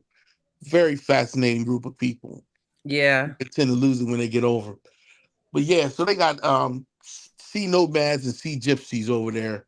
Both of them have unique uh, phenotypical genetics that helps them in the environment they in. Mm-hmm. You know what I'm saying? So that's all. Yeah, boy. Hey, So hey, yeah, Jude. that I guess that's further expounds on Tay's question, like if humans are going to change into a different kind of human, like, well, we shit, Only if they stay isolated though. yeah, Humans constantly and they um are isolated. They're an isolated group. I mean, yeah, they they have are. Well, they choose to be isolated now. They they, they they they, they do, don't really, Yeah, Because they they don't have really. interaction now. I mean, Yeah, but they don't really. You rarely see them marry outside of their own group. So that you know, but they do get new genetics in. So long as they get new genetics in, then you'll keep having this in. But if, like, let's say we look at well, this is the galaxy and beyond. So I'm gonna let y'all do your thing. no. But Good. if Native Americans, you could say that whole Cambridge in exchange never happened, and they never found, or at least never came to this part of the world. Um, Over the course of time, it could have possibly been that through evolutionary changes, small minute changes, they would not have been able to successfully reproduce. But not enough time had passed. So you can look at like the Neanderthals. There were some complications with. They were right at the cusp, they believe, of becoming so different that you couldn't have children with them. But there were some deformed defects and difficulties with the children, which is why you only see genetics on certain branches. So yeah, that's all. So yeah, One more question. Hey, So, real quick, yeah, I go wanted ahead. to get back to my man, Babylon Dunn. Oh, go ahead. Go ahead. Go ahead. Back referring to what he was And talking about. before we get back to me, I want to talk about what this brother was just talking about. But go ahead, I'm listening. I like all of it. Hey, Vasa. So with expansion, right? I typed it in the Chat GPT to get a better understanding of it. And basically, it said the expansion of the universe means that space itself is stretching, causing galaxies to move apart from each other. It says this expansion occurs everywhere and is not directed towards a specific external space. The universe encompasses all of space and time, and the notion of an outside of the universe does not apply according to our current understanding of cosmology. Yeah, I'm with that. I, I mean, I would have to say that I agree with everything except for the fact that it said that space and time and the universe encompasses space and time. The universe is something that we have created in our mind. Space and time is something that would exist even if the universe, so called, did not exist. Space and time are not emergent like the universe is, like from stars and dust and gases and physical matter and things like that. Those are concrete objects. Space and time are abstract objects and therefore would be the substantial reality behind those objects that you're talking about called the universe. But you don't get space and time until the Big Bang. Yeah. No, I'm saying that's about like, and I didn't mean to go so fast, but that's about like when we say the universe, we're really talking about the observable universe. When we say space and time didn't come until the Big Bang, then we know we saying that like babies. We know we just talking out the side of our neck. We know we don't know what we talking about because we can't know what we talking about when we say, space and time came along with. Nobody can prove that. Nobody has never said that, and nobody know when space or time began.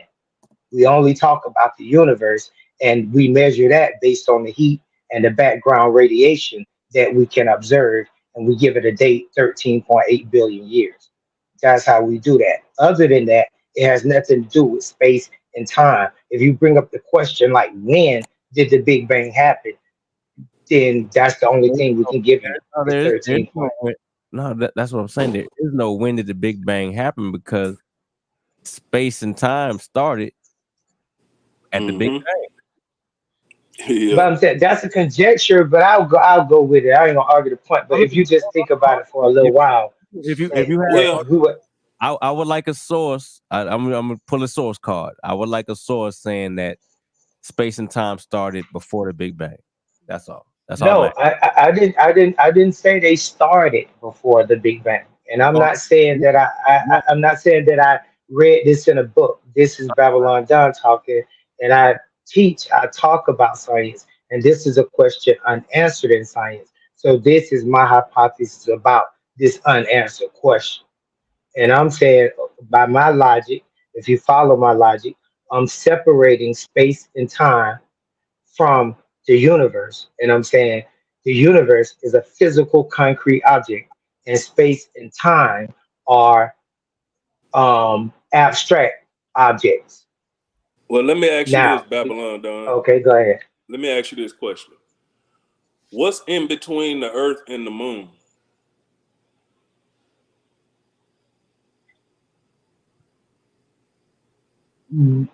That was a question. The sky, No. the nine spheres, the troposphere, the ionosphere, the metasphere, the stratosphere, the atmosphere, star. What I mean, what? No stars in between here and the moon, but you get my picture. All the But different once levels you of what they call. okay, we know that there are different layers to the atmosphere. But once you get past that last layer of the atmosphere, you're still not at the moon. There's something in between the Earth and the moon. Oh, I think I know the words you're looking for me to say. Now, and the word is going to be an oxymoron. Watch this. Outer space. So then Mm-hmm. this is inner space and that's outer space. But either way, we still in space. Yeah. And space is encompassed in the universe. Now, when you No, I- okay, we established there's space in between the Earth and the moon. Okay, we can agree right there, right? What you call it, inner no, space. no, because that's just a construct. That's like saying time.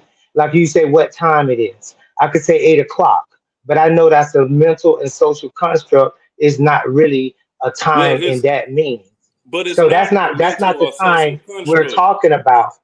Time. AB, but look, but that's not the space we're talking about. You're talking about space as a physical entity that you measure distance, right? And position. You talking about the position of a thing in relation to the distance to you, and that gives you space.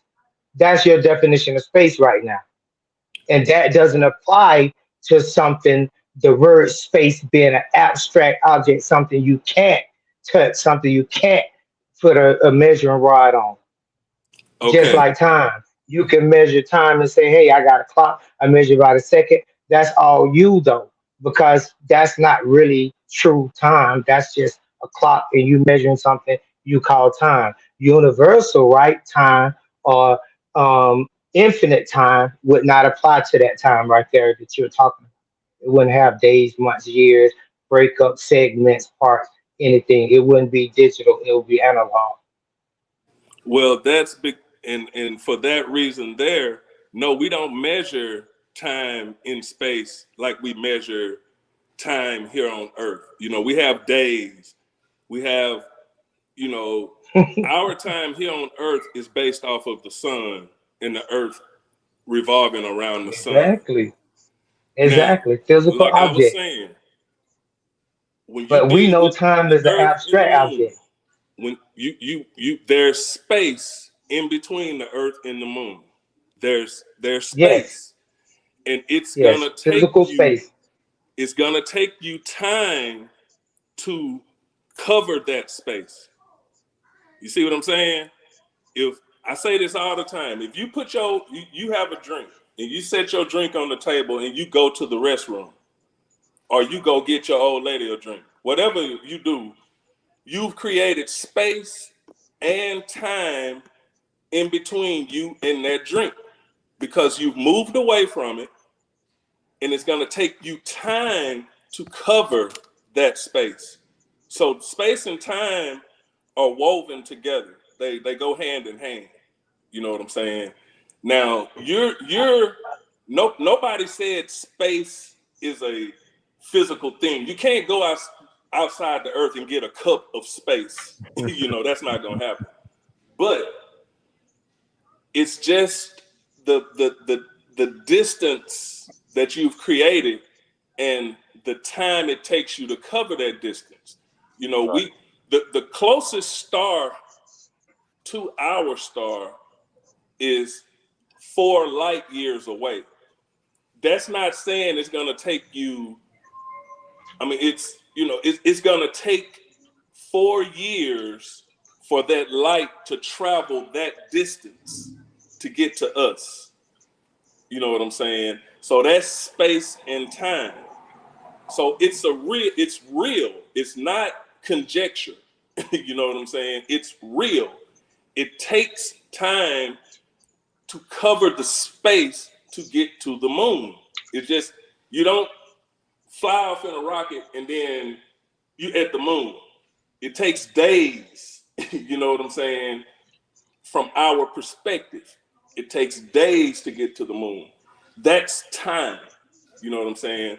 Now, the way we measure the time, like I say, is based on the sun revolving around the earth. That's the way we measure the time. But one day is different from our perspective because a day is one revolution around the moon. Well, that's all we got to use as a measuring stick. That's our standard. But Jupiter, a year is the revolution around the sun. The day is the revolution on its axis. I'm sorry, my bad. But we measure a year, 1 year here on Earth is 365 days, right? That's how long it takes the Earth to travel around the moon. From our perspective, a year on Jupiter is much longer because it takes it longer. It's further away from the sun. It takes it longer to cover that space, that full revolution around the sun. So a year is different on Jupiter from our perspective. Now, if we set the years from Jupiter's perspective, then it'll be different here. So yeah, but the fact of the matter is, whatever system you use to measure the time, you still gonna have to take time to cover that space, no matter how you look at it. A day could be 25 hours. Like a day on Jupiter is only 10 hours, where a day on Earth is 24 hours. You see what I'm saying? So it's different from the perspective. But the fact of the matter is, no matter how you measure the time, you still got to deal with it. It's there because you have to cover that space. I hope that's clear. It may sound like I'm rambling a little bit, but you can't have space without time. I do agree that space and time are like day and night. I do agree that space and time it deals with position, and time deals with direction. Now notice the words that I'm using: position and direction. Mm-hmm. That's where you get space time from. So that's where they get global positioning system from, GPS. Because on Earth, in our human physical bodies, where we construct time that you talking about, like looking at things, observing things, and taking time to get to the moon and different things like that, that's one level of looking at time. And I understand that. And I understand that our limits of measuring time is based on the speed of light. So with those constructs in place, then no matter how we figure our formula, distance over speed equals time, or distance over time equals speed, or speed times equal distance, no matter how we figure it, we already built the construct for the type of time that you're talking about. So we're using a construct in order to measure the time that you're talking about to get from the Earth to the moon. However, beyond that physical construct, there is an abstract construct of space time, where it's beyond position and direction. And I heard you speak on it earlier, where I think you were speaking on the space shuttle or something like that, where once you're out there, so to speak, there is no up or down, right or left. There is no what? Direction. And we just established that position and direction are constructs here in physical bodies that we use in order to communicate. We have to have these mental constructs. However, it does not say that our mental constructs are the actual thing in itself. Our mental construct of position is not the actual construct of space. Our physical construct of direction is not the physical construct of time. Okay, Immanuel Kant made that mistake too. He said that we create space and time in our Pause. mind. See, No, stop, go ahead. stop. You're not going to get up on here Yeah, and have no kind of philosophical debate. Emmanuel Kant is a philosopher. He's not a scientist. Stop trying to play in my face. And like they said, like whatever you just said, whatever that was, I'm gonna call it PseudoKillas. Oh, no, but hey, look, But now let me finish. Whatever ahead, you said, they just told you Get it me, wasn't Juju. for the Big Bang. None of that construct, mental construct, whatever you just did would count or be here or exist at all. But nah, you gotta stop. We're not I gonna agree. go down that road because that's Immanuel Kant. Yeah, we know about him. No, that is. My face. Wait, I just debunked that now. I debunked that. No. See, this is what they do. This is what religious folks do too. They try to conflate science with philosophy and religion. I told y'all, this is what they do. See, I went over there my whole behind chicken and waffles. And the minute he said Emmanuel Kant, I say, bump the lip gloss, trying to clean up. Juju, I'll take my beating. I take my beating, please. Get on his neck, right? He's gonna try. Nah, cease and desist, please. But don't put me in the boat with Emmanuel Kant. No, you're not gonna do that. When we have a philosophical discussion, don't put me in his boat though. Nah. I don't like him.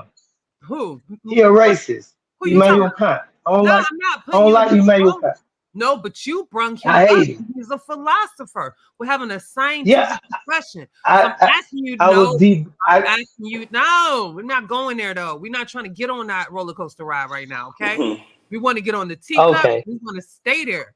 Okay, we want to get on Space Mountain. We don't want to get on that BS. All right, that's all I'm saying right here. So keep it up, the teacup or Space Mountain, but we're not getting on that ride. Okay, I'm not calling you a man. Okay, but I know he's a philosopher. I'm familiar with the argument. We're not doing that. That's all I'm saying. Hey, yo, and you can't say. But AB, I enjoyed that exchange after the boatman. Please. Oh yeah, dog. Anything I can do to try to bring the understanding the way I got it. But the fact of the matter is, man, on the smallest level, dude, you can't get past time. No matter, like I say, no matter how you want to measure it. I mean, this what we know of on Earth is our standard. When you look at an astronomical unit, that's the measurement between the Earth and the sun. And we apply that all over the universe. You know what I'm saying? Because that's our standard. But no matter what you call time, you still have to deal with it. And look, and this is the thing. I agree. You're saying that is made up or is like just a construct or whatever, but it works. Like we can predict based off of these measurements. You know what I mean? We can predict where the moon gonna be at. We can predict where Mars gonna be at. We can predict how long it's gonna take us to get to the moon. You know what I'm saying? So it's not just something that you just made up. These are based on like rates and speed and all of that type. You know what I mean? So, mathematics, yeah. Right. So what you saying is just it doesn't mean nothing. You kind of lose. I didn't say that though, brother. I didn't say that. I said it's a mental construct. I did not say. We're not doing it. I don't care. We know what you say. I ain't doing it. I just want to address it. So, yeah, I can't do it. I can't do the philosophical. Like I say, you funny than a mofo. He said Juju said she can't do it. What? I can't do this. Not today. That's funny. Hey, Juju, I got one question before I go though. Go ahead. Okay, my question is scientific, right? But you said we can't talk philosophy, so just keep it science. I beg the difference. Okay, where is the whole? What is the whole? What is what? You ain't got to answer it right now. I want you to look it up. You know how we do. I just want you to look it up. What is a HOLE? A hole. Because we talk about black holes. So I want to talk about what is a hole. They got white hole. Well, it's a theoretical concept, but the white hole too. So it's not just black holes. Well, the thing about that black hole, that's an oxymoron. Rabbit hole. It's You a find rabbit. it all Oh, we through. don't know. It's funny. That's a wormhole, rabbit hole. White Yeah, hole. let's talk Yeah. about that. A white See, hole. But it's not that. Not that. I'm serious. What is a hole? What is a hole? Mizrachi. HOLE. No. Talking about, bro? What up, Mizrachi? What kind of hole you talking about? Which one?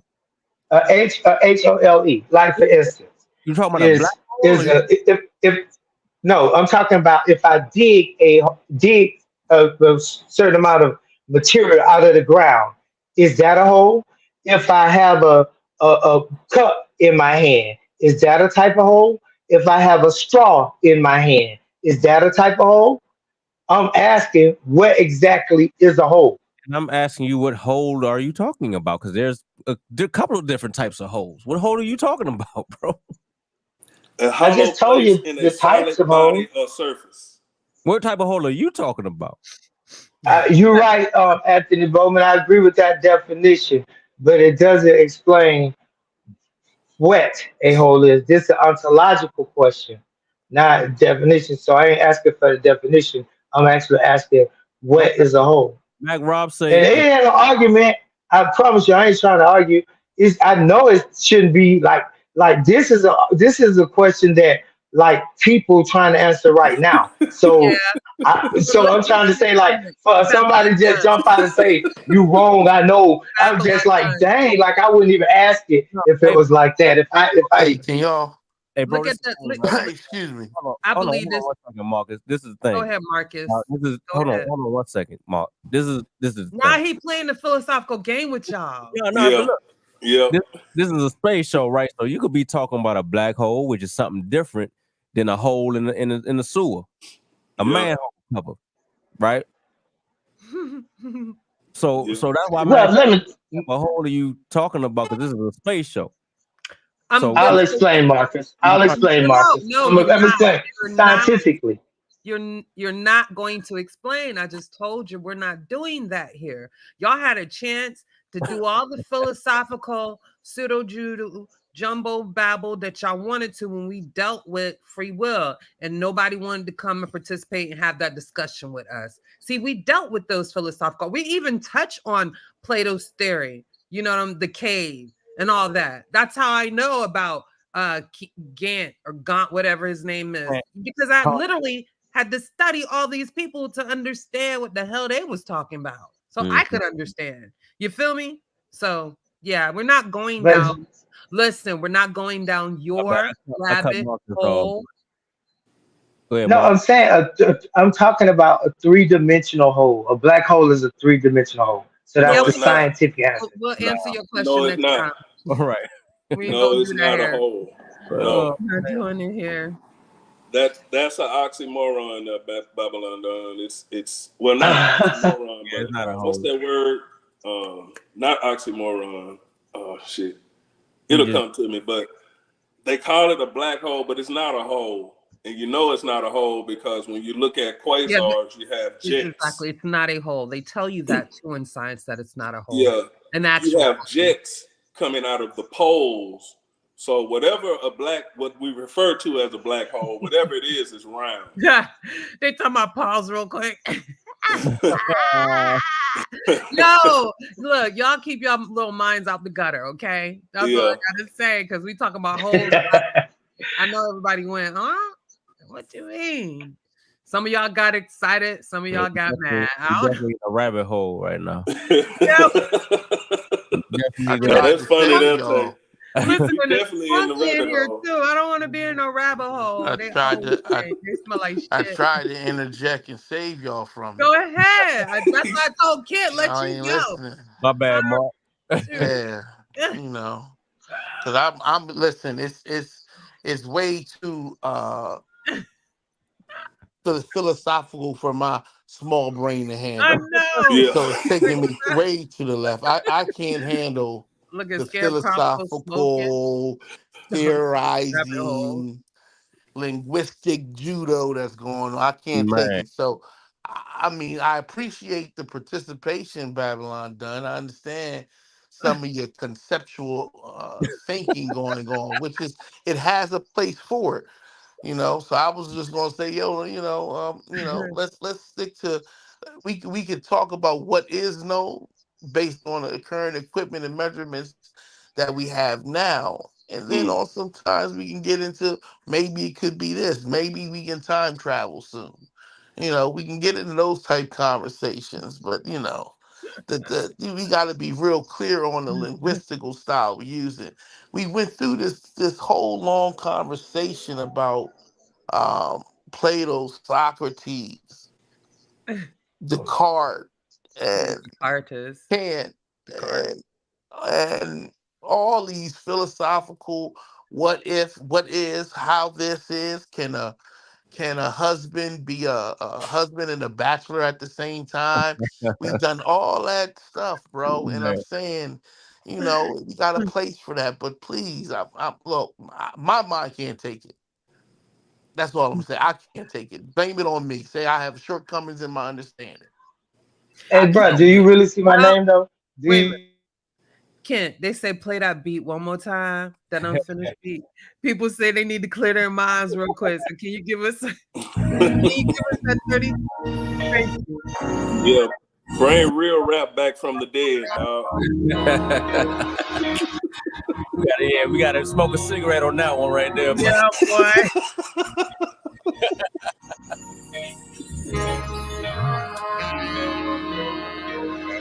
I mean, shout out to the chat, man. Appreciate it. Most definitely. Most definitely. We got the best chat on YouTube. Yeah, we do. Yeah, man. Yeah, boy. Whew. God, I had to clear that noise out my brain. Yeah. That was a good little... I didn't even get a chance to drink my water. I was like, no, can't, whatever his name, we can't not do that. we not talk about that. We're not doing that. We try to stay away from the philosophical over here. Yeah, when you start getting philosophical, I'm gonna hit you back with the science. You know what I'm saying? Rob. That's just what it is. I mean, we don't theorize over here. We don't try to expound on the theories or whatever. We try to understand them. Right. That's what we doing. We're not trying to rewrite science. At least I know I'm not. Listen, I ain't trying to rewrite it. I'm not trying to be that smart, Anthony. I would love to make some discoveries, but I ain't trying to rewrite nothing they done already wrote. I ain't trying to be that smart though. You feel me? I'm happy going with the evidence. You feel me? Yeah. And let them people do their work. Like, they showing me the tools that they use and the methodology behind what they get. That's good enough for me. Oh, boy, that's good enough for me. Yeah. But when we do, dabble in those scientific holes, y'all need to come through and get it in. You feel me? We did it a good 6 months of the free will. You feel me? We had after show before we did the debate on free will. Y'all need to go back and check out them brain shows. We got into all that stuff and nobody wanted to come play. So definitely don't come play in my face on this show about no philosophical nothing. Okay? We read off the philosophical implications of the cosmological principle earlier. We did. Yeah. Philosophy ain't gonna work around here. Nah. Like I say, Miss Juju ain't happy. She can't do it. I don't like it at all. They know it from the Discord. I don't even like to play that game. Yeah. Look, they got into a philosophical conversation about the colors of the rainbow. Y'all, I was fed up because everybody out like, what the, yo, who has a whole day conversation about the colors of the rainbow? PseudoKillas do. We did. Like literally, and it was deep too. And I was steaming. I was like, I can't believe these people. Oh boy, But we do that. We do that in the Discord, and when we set the platform up to have those discussions, we do. But our Galaxy and Beyond, Babylon done, unfortunately, I'm not equipped. I won't equip to deal with that conversation. Like, when it comes to like pseudoscientific stuff like the thermodynamics, the second law of thermodynamics, that's different. That's not a philosophical discussion. That's someone actually taking science and trying to make it something else. You understand? So like in essence, we have to deal with that. That's what we do. We the pseudo killers. Yeah. We gonna touch that. You feel me? We gonna touch it. So that's a little different, but I'll leave the philosophical stuff to the other people, and y'all know who they are. So yeah, y'all go talk about on their channel. I don't care. We're not doing that. Sorry, no. Who is that? Nah, I'm not gonna do that either. Yeah, you gonna have to figure it out. I know the Oh, power okay. dark side people, maybe they deal with it. You know what I'm saying? Yeah, maybe they deal with that stuff. I don't know that. I don't do that. Oh, okay. Yeah, I wouldn't dare try to overturn science. But Anthony Bowman, I just want to point this out one thing by my name. My name is Babylon Down outside the box. Please, I'm not in no philosophical box. But peace, y'all. Peace, Juju. Oh Peace. yeah, that's what's up, dog. Thank you. Appreciate you. I appreciate you coming through though. Real talk. Yeah, Appreciate you coming through. and I don't mean people to think that we're being mean, but you know, on this show we're trying to give information, and we want people to grasp that information, and we don't want to convolute that information with stuff that does not belong. It's like, you know, in this picture, you have 5 things that are the same, but one doesn't belong. Well, that conversation doesn't belong. Yeah, it's not homogeneous. It's not the same everywhere. You know what I'm saying? Yo, boy. We trying to be homogeneous over here. We want to keep it on science. God. I'm just saying. Oh, I can't. Yeah, that's as far as the show topic. We pretty much covered what that subject for today. Next week, we're trying to get into redshift. Well, we'll get into redshift, and we're trying to get coordinate with Dr. Farrar because he was actually teaching a class on redshift this semester, so he ought to have some good information for us. But that's what we're looking for next week, and we got our Saturday show coming up, so if y'all don't have no questions, we'll talk about telescopes or something. But make sure y'all tune in for Saturday as well. Chalembe, did you want to make an announcement? Say that again, Juju. You want to make an announcement? Don't you have something coming up tomorrow? Is it tomorrow? You said Thursday.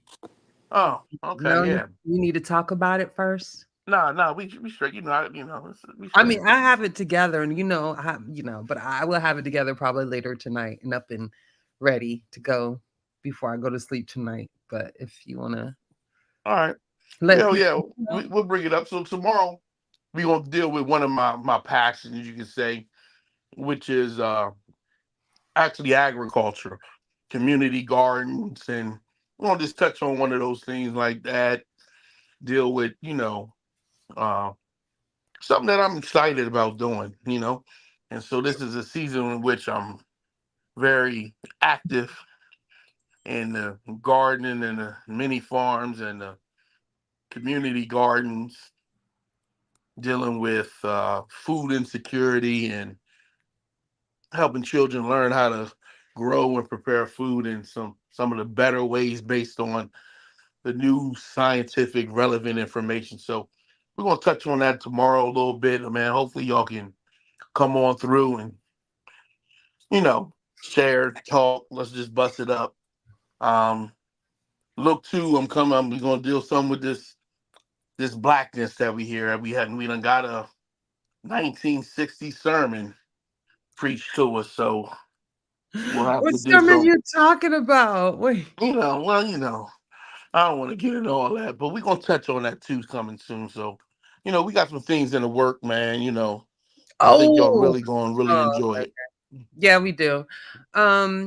Yeah, so I'm already told you, but the show is going to be real science, and real science is going to be dealing with agriculture, pretty much horticulture, community gardening, container gardening, anything like that. We're gonna call it real science, and I'll explain why I call it real science. Is not only is it a tribute to someone who was near and dear, but literally when you think about it, when you give, it's like if you you know give a man a fish, he'll eat for a day, but if you teach a man how to fish, he'll eat for a lifetime. um that's gardening, right? If you teach people how they can grow and cultivate their own food, there would be no food insecurities, right? There would be no food deserts, you know. Hey, um Miss Juju, that's the basis in all civilizations, right? exactly, that's why I call it Or real one of science. the foundations, anyway. Exactly, You got to agriculture. be able to feed the people. Got to be able to feed the people. And that's one of the reasons why people groups were able to stay in one area, because they learned how to aggregate the food and domesticate different foods and cultivate the food. So and figure that science out, and how to rotate the crops. They wouldn't deplete the land of nutrients, and continue to grow. So when you In learn the how to, words of our good brother Bobby Banger, that's high level science, there, Miss Juju. yeah, that's what we call it, real science. You Yeah. feel me? Yeah, because that's real science, right? Then that's also science that anyone, almost at any age level, could learn and apply in real time, real science. So now y'all get it. So that's going to be our real science show, and we're going to be starting that tomorrow. Yeah, and that's going to be hosted by Chilimwe. I'll probably be there because I got to be part of everything. In my involvement in community gardening, was something great and dear and special to me. So I always like to share that. So whenever people say, "Oh, what y'all did," and I was like, I literally helped build a, you know what I'm saying, a community garden for my community, amongst other things. But that was one of the prize moments, because I was also involved in other projects that was trying to start other community gardens elsewhere in the community. Um, all things don't always work out, we're not always successful, but when I do get back fully back in stride, I'll probably be trying to do the same stuff again that I did the last time. But yeah, some of us got receipts for days on the work we've done, and it's real work. And we're also going to give you resources if you want to get involved in something like that in your community. Where is it that you need to go to do that? And so we'll give you some, hints on where to go, how to do that. It might be not exactly how Chilimbwe does it where he is, or how I do it where I am, but hopefully we can give you some resources and help you get with that. So any final words? I'll let Chilimbwe go first. Oh, he's probably eating dinner, y'all. Anyway, sorry, Chilimbwe. Go ahead, Kent. Final words. Yeah, man, great show, man. I'm glad to come in here and be part of what y'all done got going on over here, man. So we're gonna continue it. Keep it going, man. I appreciate the chat, man. Let's keep content like this flowing and on fire. You know what I mean? The more y'all support us, the more that motivates us to want to do it. So, you know what I mean? Y'all want us to stay out of these, these situations that y'all keep promoting the stuff that y'all like. Y'all like the positivity, then let's get it. Yeah. I'm gonna go back and watch the show again, man, 'cause I think this was a good one. So yeah, man, appreciate you, man. Always do. No, we appreciate you. And that's why I said it's funny, because people say, "Oh, y'all always talk about that prohibited word, and y'all know what it is, the Bitterman conversation."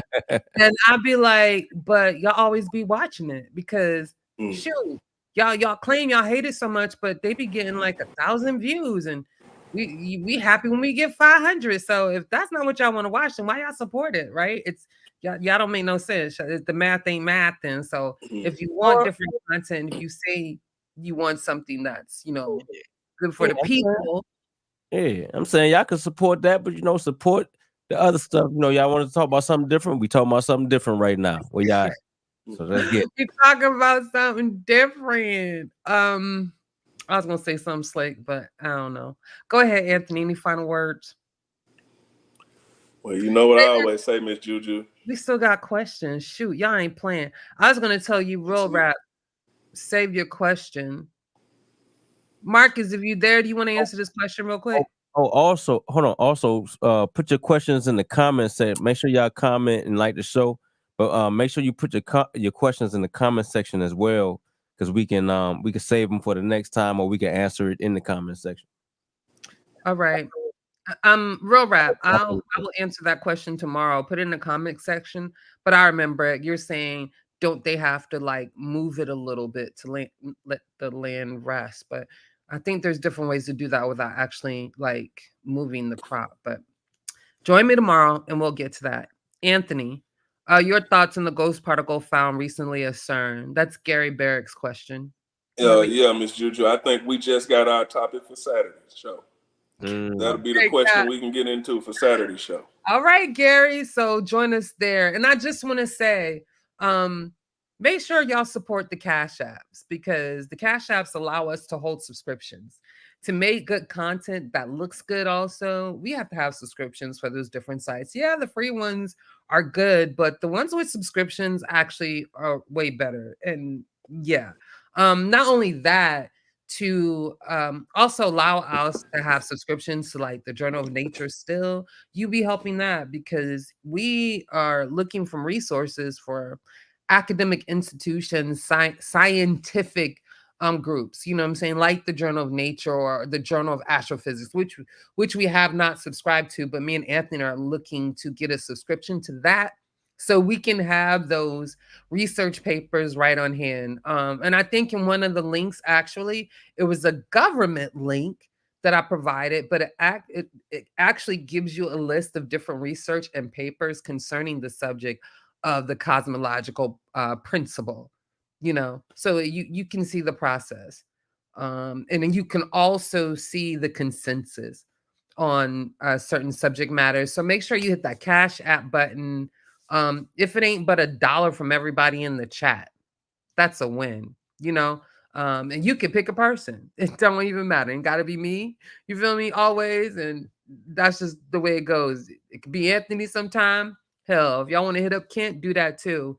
Because as PseudoKillas, we always gonna come together and do what's necessary to make the programming better, for you. And that's initially what it's for. Not only that, we're looking to support a student. I'm not going to say that out loud yet. Sorry. I'm going to scratch that. There is an idea that we want to start supporting actual students in certain endeavors. And I know that Dr. Mayat, if anybody has that link, Valicia, before you go, I'll put that link in the official mod links for Dr. Mayat's or Dr. Deanna Bailey's Conscious Ingenuity.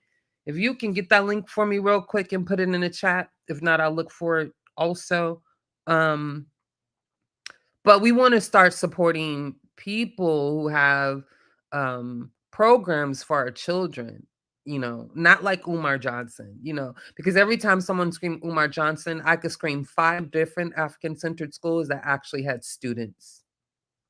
And, you know, those people fighting for money, but y'all are like voluntarily throwing your money at Umar for what? What do y'all have to show for it? So that's weird. But Dr. Maya, not only does she teaches engineering at Morgan State, but she's also formulated Conscious Ingenuity, which is a STEM camp that I'll be starting in, you know, I think in the next couple months in July, I believe, for our children. You know, and some children that want to go may not be able to afford it. So I'm at least trying to organize a way where we can set up a scholarship to at least pay for one child to participate in our program, and figure out a way to even do it where maybe we have, if you have children or you're interested in your children being in it, that we do some type of raffle or lottery, you know, and we can pick a child to be part of the program.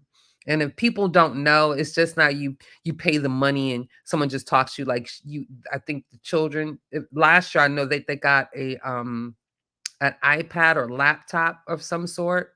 Not a laptop, but they got a pad of some sort. I don't know if it was an Apple pad or an Android, whatever, but they got a pad of some sort and STEM kit, you know, so it's very much engaging and interactive. Thank you. She put the link in the chat. So please check out the link, Conscious Ingenuity. Let's do support those people who are actively engaged in the community and doing positive things. We're going to get Chilimwe on the map because he's definitely doing things in his community and actively engaged as we speak every day. And these are the individuals that we want to support. Okay. So that's enough of my speech for tonight. Anthony, you got to say your final words one more time. Chilimwe, are you there? Yeah, I'm here. Do you have any final words before I get Anthony one more time? No. I'm straight. I'm good. I enjoyed the show. You know, I'm always ecstatic to hear you and Kent and Big Bro Anthony do y'all thing, man. You know, this space is such a dynamic conversation. I'm glad to be able to hear your own passions in it and then enjoy and learning myself. So I appreciate the time and effort that y'all took to put this together. Thank you. Appreciate you and everything you do for us. Okay, one more time. Final words, Anthony, because I talked all over you, I think. Sorry. We didn't do our scientists, Miss Juju. Oh my God. Want to make sure we'll do them first thing Saturday morning. Then how about y'all? Man, I ain't gonna say y'all no good because y'all here supporting, so y'all real good. But boy, my brain ain't for nothing. But we'll do it Sunday.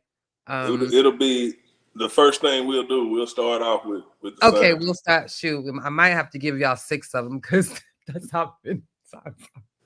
But it's no, I can do that to y'all. As far as final words, I just want to say I appreciate y'all. You know, this is my passion, like the brother Marcus was just speaking. I mean, he one of my day oneers. Yeah. You know what I'm saying? Right. So it's, he knows this is my passion. But I do appreciate everybody.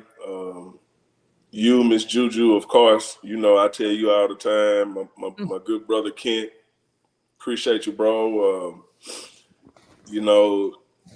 It's just, I don't know. I really enjoy this. You know what I'm saying? So, but like I always tell y'all, and I want y'all to remember this, when you scientifically literate, they can't drag you down to their level and beat you up with experience. That's some real shit right there. Pardon my French, but I had to say it that way. That's real. You know what I'm saying? So, once again, appreciate everybody. Peace. Peace.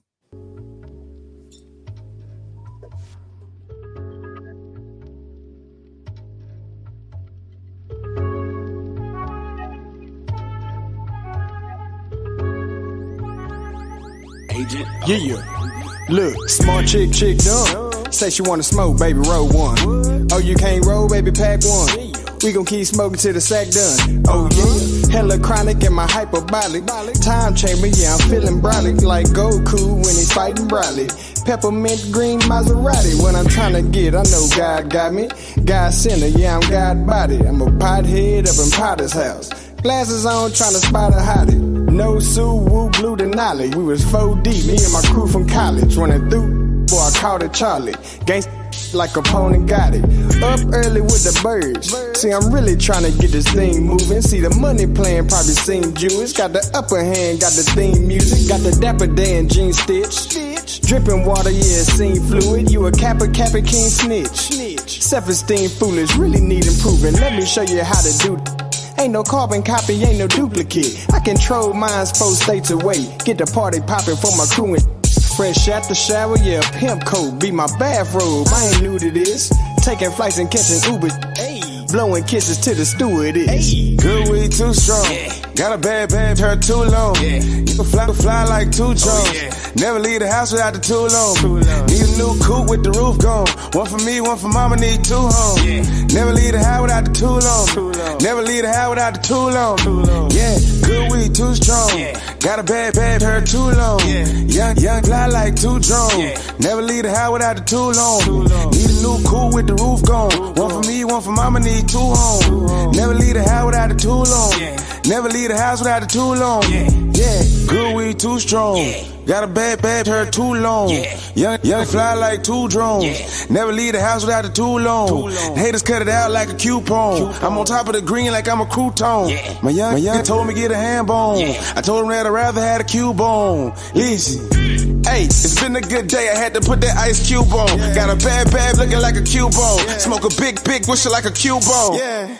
Keep winning, y'all lose on. You know if it's me, it's you, homie. Cross me, I'ma get my Uncle Drew on. You know murder is an art, you get Drew on. Me and Q type get 2 bones. Smoke a whole 56, 2 zones. One for me, one for mama, need 2 homes. Try to stop, get a tombstone. Get ghosts just to see what you boot on. More kids in the mouth than a group home. As a kid, all I wanted was a coupe on dubs just to pull it off the lot with the roof gone. Good weed, too strong.